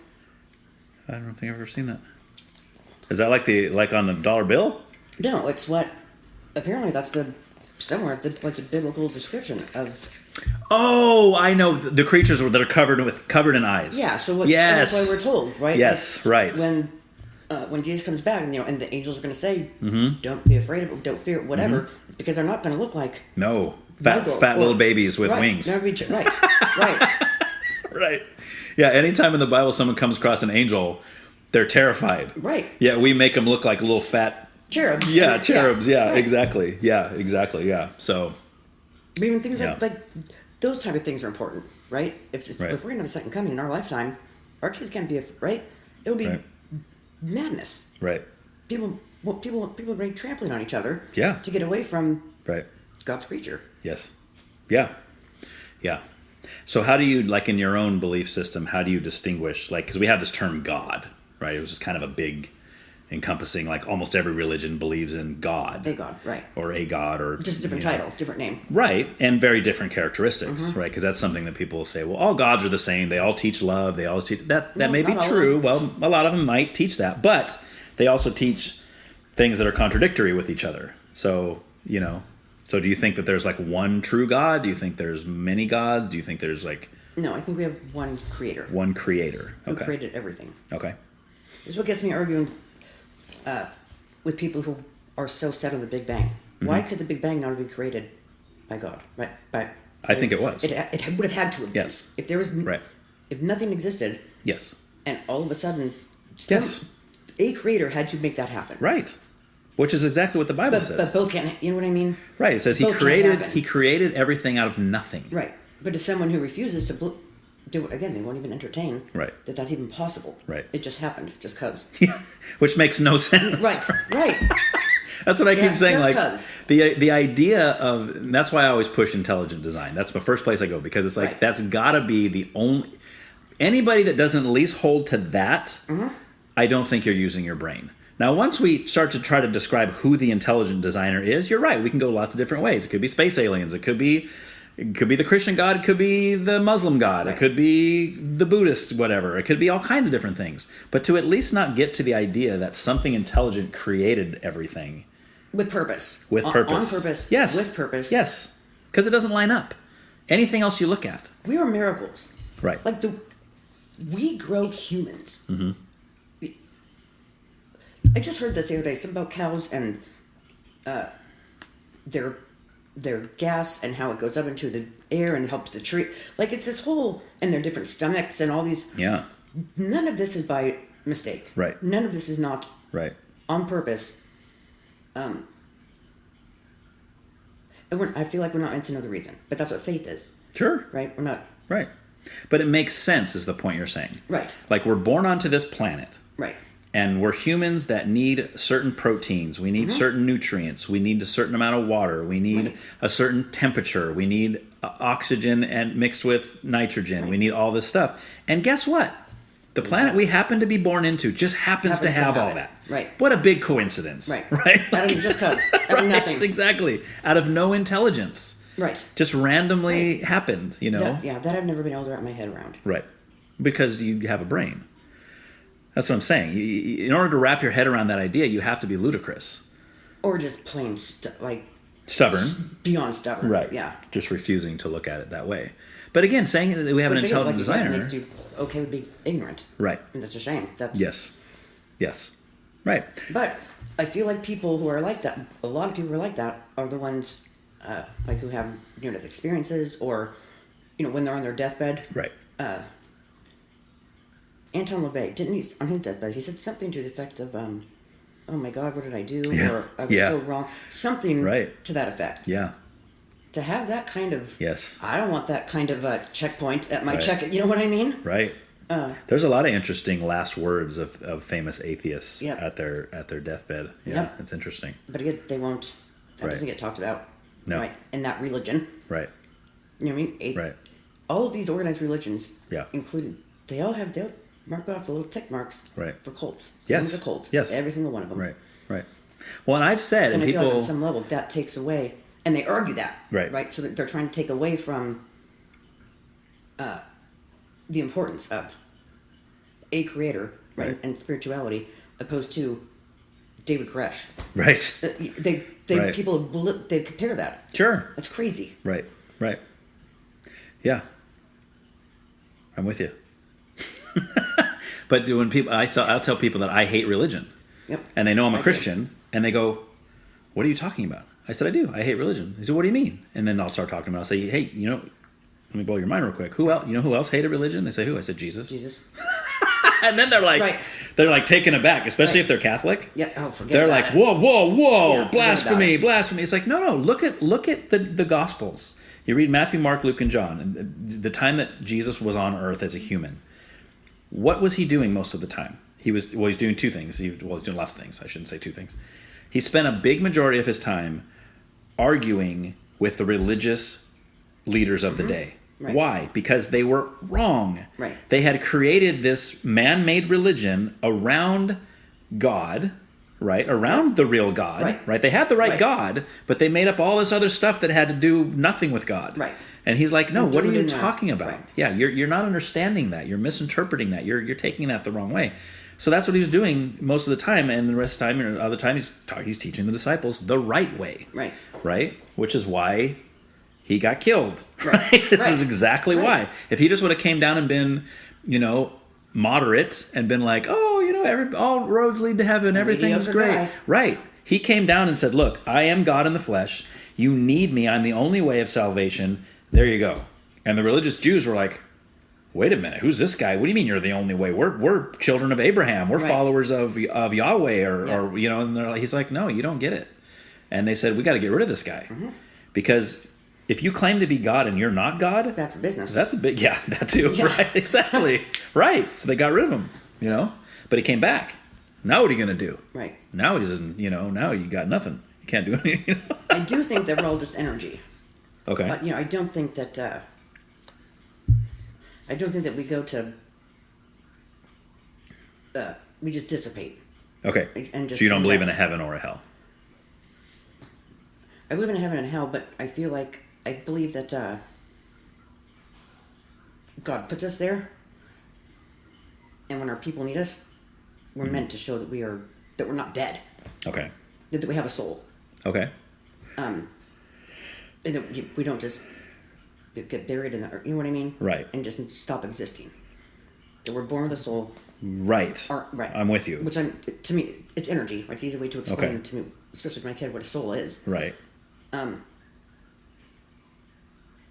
if we have to, we can let, something happens, and we pray and pray and pray, and if we're not aware of miracles that go on around us, Right. we're super blind. We're Right. just blind. Sure. And I think that sometimes our energy makes that happen. Yeah. Yeah, well, they'll just pass it off as whatever. They have all these scientific reasons for explaining. Like they say love is just gases passing through your brain or whatever. Right. It's just, that's good for a marriage ceremony. Totally, yeah. These two people are here to gather together just because they just got some weird gases Right. going on in their brains. There's no real love here because love doesn't exist.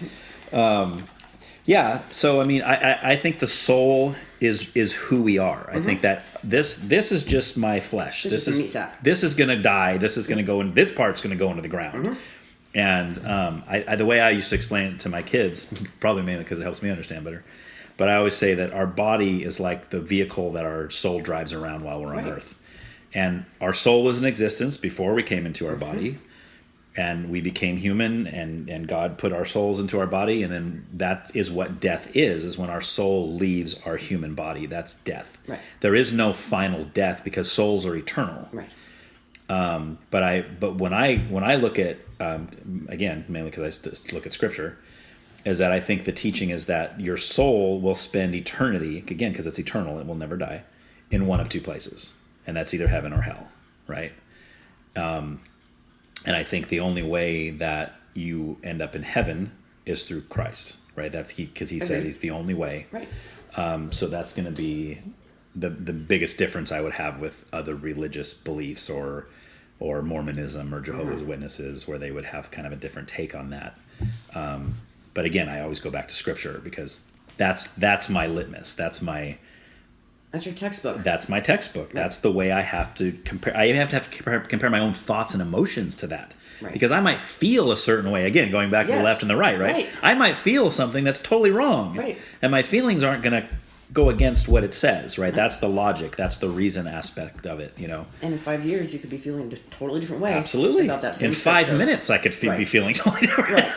Right. Our emotions are so all over the place, that it's a lot of things. Before I was a Christian, I used to have a lot of thoughts. Like I told you, I hated Christians. Right. You know, I thought they were dead wrong in their beliefs. Yeah, You right. bigot. Yes, exactly. And people ask me if I'm a Christian now, and I say, well, you tell me what that means to you first, Right. because I don't want to align with some definition you have in your head that might not be right. Right. So yeah, Especially now, people are so pissed off. Right. And ready to attack you. Yeah. Over anything they can. Right. And just to argue. right. Yes, yeah. Especially if you hold some of those, because they lump all those things kind of together, right? Like Absolutely. patriotism, Christianity, you know, America, Right. You know, like Right. this whole thing, and like God, country, family. right, exactly, and they think that that's all the same, and I'm like, no, there's a lot I disagree with. There's a lot of very patriotic people that I disagree with spiritually. Absolutely. Okay, we might line up as far as patriotism, Right. but we have two different beliefs in who God is and what His plan is for us. You know, And aren't we meant to? I would think, like- in a sense. I mean, I think we were given brains and thinking, and we're supposed to reason things out and On purpose. on purpose. Yes, I don't think we're supposed to blindly follow anything. I don't think we're meant to just, you know, oh, so and so said so, so therefore, Right. it must be true. Right. Unless it's God, right? He's the exception. But again, you have to first prove that He is real and that He did give us a book to Right. read. You have to prove that that's a true book first. That's step one. Because Right. again, you can't keep coming back to it if it's not. Because who cares? Ryan, why do you believe this? Well, because the Bible says. Who cares? That's so The funny Bible's that not people true. have said to you that it contradicts itself. What Right. about the similarities? Mm-hmm. Right? Why does one count and not the other, I guess? Right. Well, because certain people are looking to discount it. So that's why. Their purpose and their goal is to discount it. Right. So they're not going to look at the parts that seem to harmonize it. They're going to look at the parts that supposedly are So going to weird. discredit, right? It's the same in politics, right? They're not going to look at, you know, in the campaign trail, they're not going to look at the stuff. And it's on both sides, right? The Trump campaign's not going to find the things that are good qualities about Biden and say, oh, you know, here's some good things. No, they're going to try to find all the dirt, all the bad things, and they're going to make him look bad. They won't even give him grace. Same way. That he's at the end of life. You know what I mean? Mm-hmm. I will say that. As much Yeah. as he's a criminal, Yes. he doesn't know, like, he can't. Yeah. He's old. Right. He's going through the He's at normal the end of his stages of being an old man. Right. And he doesn't know any different than a toddler Right. does right now. Right. Yeah, I blame his handlers more than I It's do elder him. abuse. They need to, Absolutely. you know, and especially his wife. Elder abuse. I couldn't believe what she said to him after that debate. Did you see that? You Good did job, so Joe. good. Yeah. Like I said, he's got the mind of a toddler, and that was the perfect example of Yeah, that. The yeah, perfect example. yeah. And the smile on his he was genuinely in his heart Right. proud of himself. Yes. Because he got that praise. He got that That's accolade, yeah. depressing. Like that's not. Right. I know. You're a trash human. Yeah. But once you're not in your mind anymore, Right. it doesn't negate it, but you're not that person anymore. Right. Right. Yeah. Anyway, sorry to get back on that. But No, it all fits. It's but all a here's a guy who wants to mindset. put his you hand know? on the Bible. Right. You know, so Right. Well, and that's the thing too. Like you were talking about, like all the Catholics that are coming over and stuff, and of course Biden claims to be a Catholic. Mm-hmm. Yet every time he's questioned on some of the Catholic beliefs, like, no, I don't believe that. Right. And- Are you? What about abortion? Oh, no, I'm all for abortion. Well, then you're not Catholic. Right.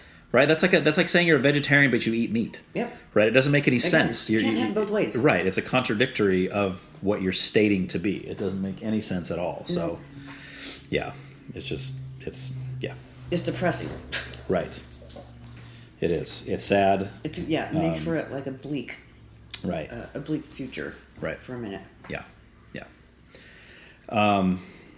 So I kind of cut you off. You were talking about Sorry. heaven and no, I cut you off. You were talking about heaven and hell before. So you do believe those exist. Mm-hmm. So what are your thoughts on? Like, do you think people go to hell, or do you think it's reserved just for like demons, or do you? No, I think you think people do go there? absolutely. Okay. And Yeah, you, look at how evil. Absolutely. right. So just evil people go there. Yeah, Okay. that's what I think. And what makes someone evil versus good? Like what's the Pedophiles. Okay, well, yeah. Uh, There's obviously the way the far moral on compass. this side, right? You know what, like again, the moral compass thing. Right. Right. You're a serial killer. I'm not going to let you in. Yeah. You know, If it was up to you. right. What if you kill somebody in self-defense? You think you still get into heaven? Yes, Okay. I do. What if you kill somebody in cold-blooded murder, but you are very sorry? Let's say you go to prison for 30 years, and when you get out, you're very remorseful, and you regret what you did, and you're very sorrowful. Do you think there's hope for that guy, or do you think No. so you commit cold-blooded murder, you're done for, I no think matter so. what? I think so. There's no forgiveness from God for that guy? Mm-mm. Wow. That's No. hardcore, man. That's Why? scary stuff. What? Well, I mean, I don't know. Jesus says he forgives all of our sins, So you don't have a problem with that. right? You know what I mean? Hey, I love your I honesty. have a problem with that. Oh, I don't great. believe that. Okay. I don't believe that. Okay. I don't believe Christ the King can forgive pedophiles or murderers or You don't think he can, or you don't think he will? either. Okay. So you don't even think he has the ability to No, forgive? he's a spirit of he's spirit of God. Correct. Yes. He is all good. So there's good and evil. Right. Right. Yes. If you're just pure evil like that, Right. why? Yeah, I don't think that God Okay. meant for there to be forgiveness. Okay. For that. So if there was, there wouldn't be Lilith. Okay. Right. There wouldn't be the serpent. Right. Right. They were doomed. They were. Well, he was tempting them, to eat the fruit that God said not Right. to eat, right? So what levels of, because we talk about sin, right? There's different sins, right? Murder is definitely one of them. Right. Pedophilia is definitely one of them, but these are some of the more severe. Right. But it also talks about things like lying or having lustful thoughts or things like that. Like Jesus said, if you committed adultery, right, that's sinful. Mm-hmm. But then he went a step further and said, if you've ever had lustful thoughts, you've already committed adultery in your heart. And he applied it to that, right? So, I mean, would you say things like that are forgivable? Like, what about a lie? Well, yes. Otherwise, So lying's you're not going forgiveness. to want your partner, and you're not going to make baby. Right. Right. Creation. You know what? Sure. Some of those things are not law, and I don't know that we're meant to take them so literal. Okay. But like, what if you tell a lie and you're lying and you're like, okay, I got to get out of this, whatever you're trying to get out of, and you tell a lie? You think that's forgivable? I guess depending on what you're lying about. Okay. To cover up a murder or. Well, but you'd say it was the murder that would be unforgivable. Right, but if you're helping, I don't know. But I don't know. It's not my call. To be honest, I don't even think about that. Okay. Because it doesn't. Right. Well, it would matter. Like at the end of the day, I know that I know that I'm. My spirit, my soul, is not inherently evil. Okay. And if we weren't meant to learn from the mistakes, he wouldn't have made us be able to make mistakes. Sure. Right? And I agree with you, but you're saying there's certain mistakes that are unforgivable mistakes and some that are forgivable mistakes. I would think. Like you would say. Yeah. And it would apply to you if let's say something like a lie would keep you out of heaven.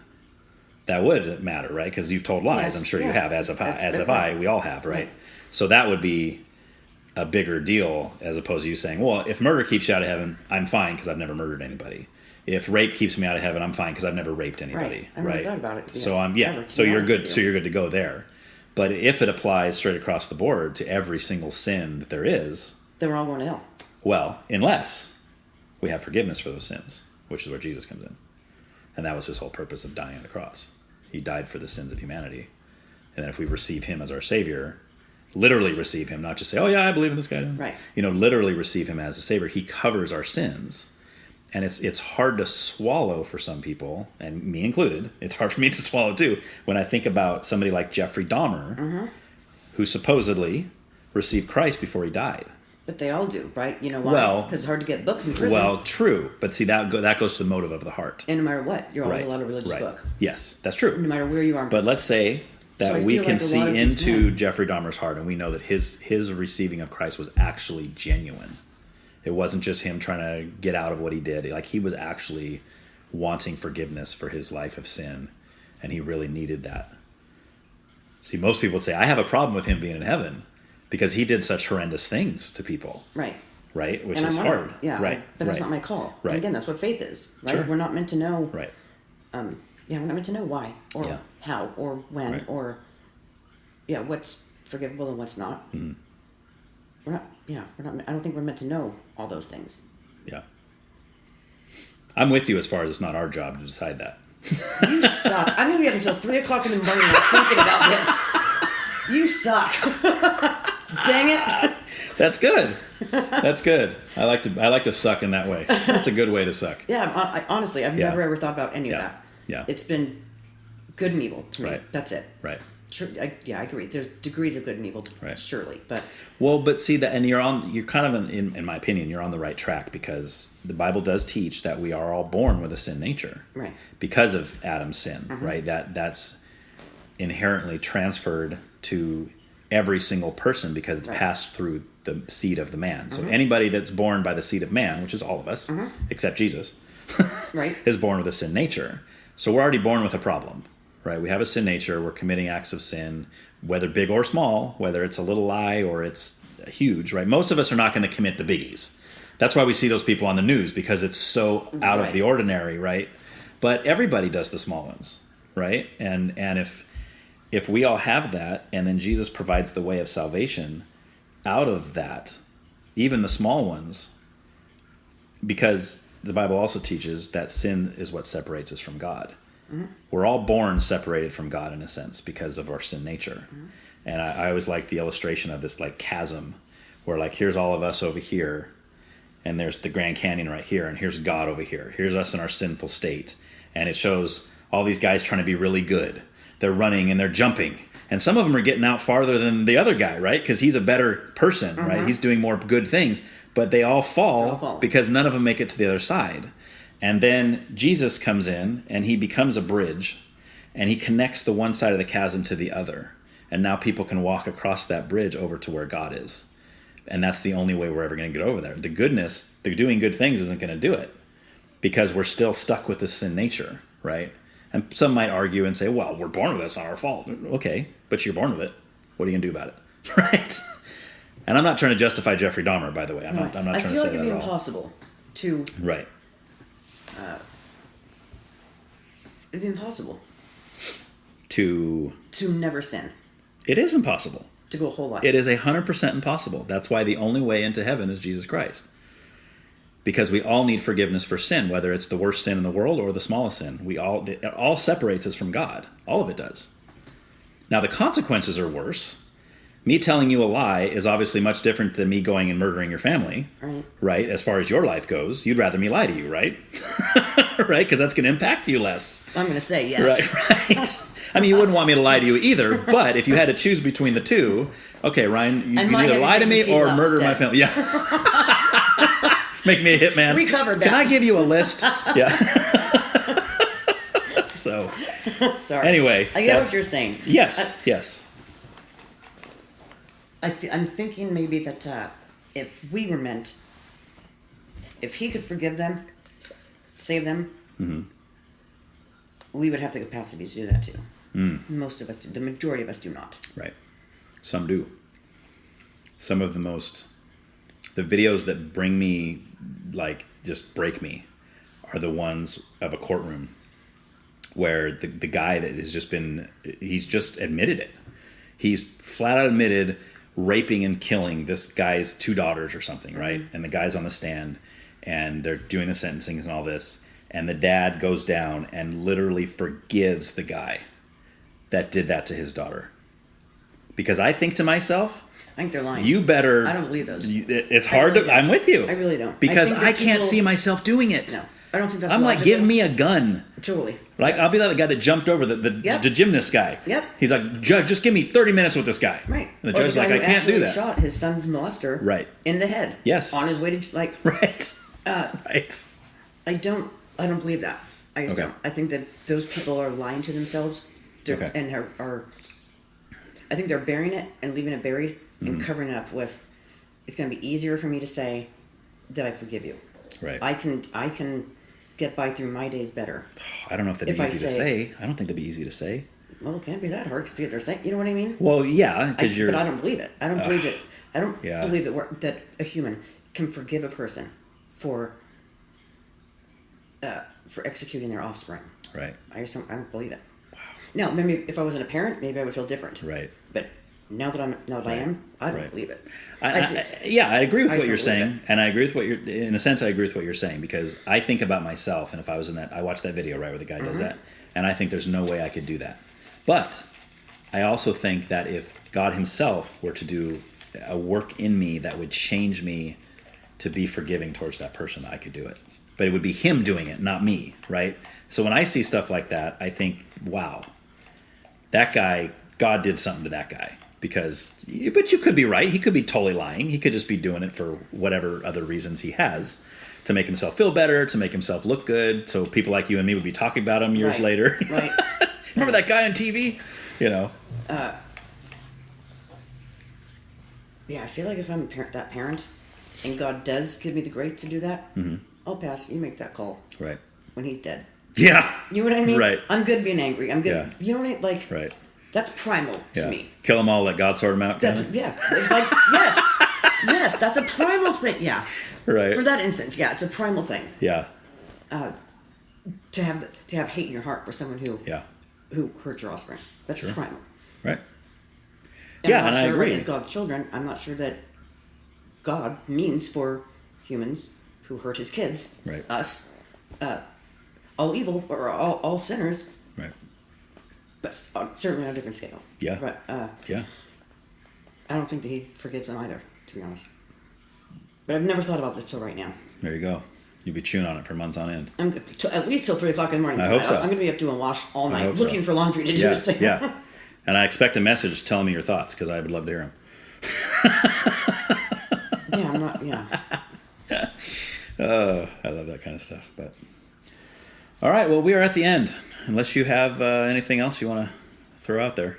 No, but I'm sure I will 10 minutes from now. I'm sure you will. I'll message you. You'll be driving home like, dang it! I will. I should have said that. I will. I'm supposed to go to Walmart right now, and I hate shopping. I absolutely hate it. Yeah. Walmart regular or grocery? Regular. Oh, yeah, that place is up. Now I'm going to go in there. Yeah. Not realize that I left my list in the car. So I already have a buggy full of things. And because this is what I'm going to think about now. Yeah. And I promise I'm going to walk out that market with nothing that I needed on my list. Right. Probably. Oh, man. Today's going to be a messy day. Yes, ma'am.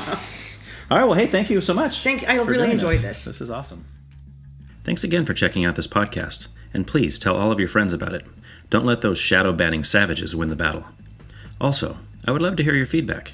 You can contact me at whycan'twetalkaboutthat at proton.me. Make sure that you subscribe so that you'll be notified whenever new episodes are released. Thanks.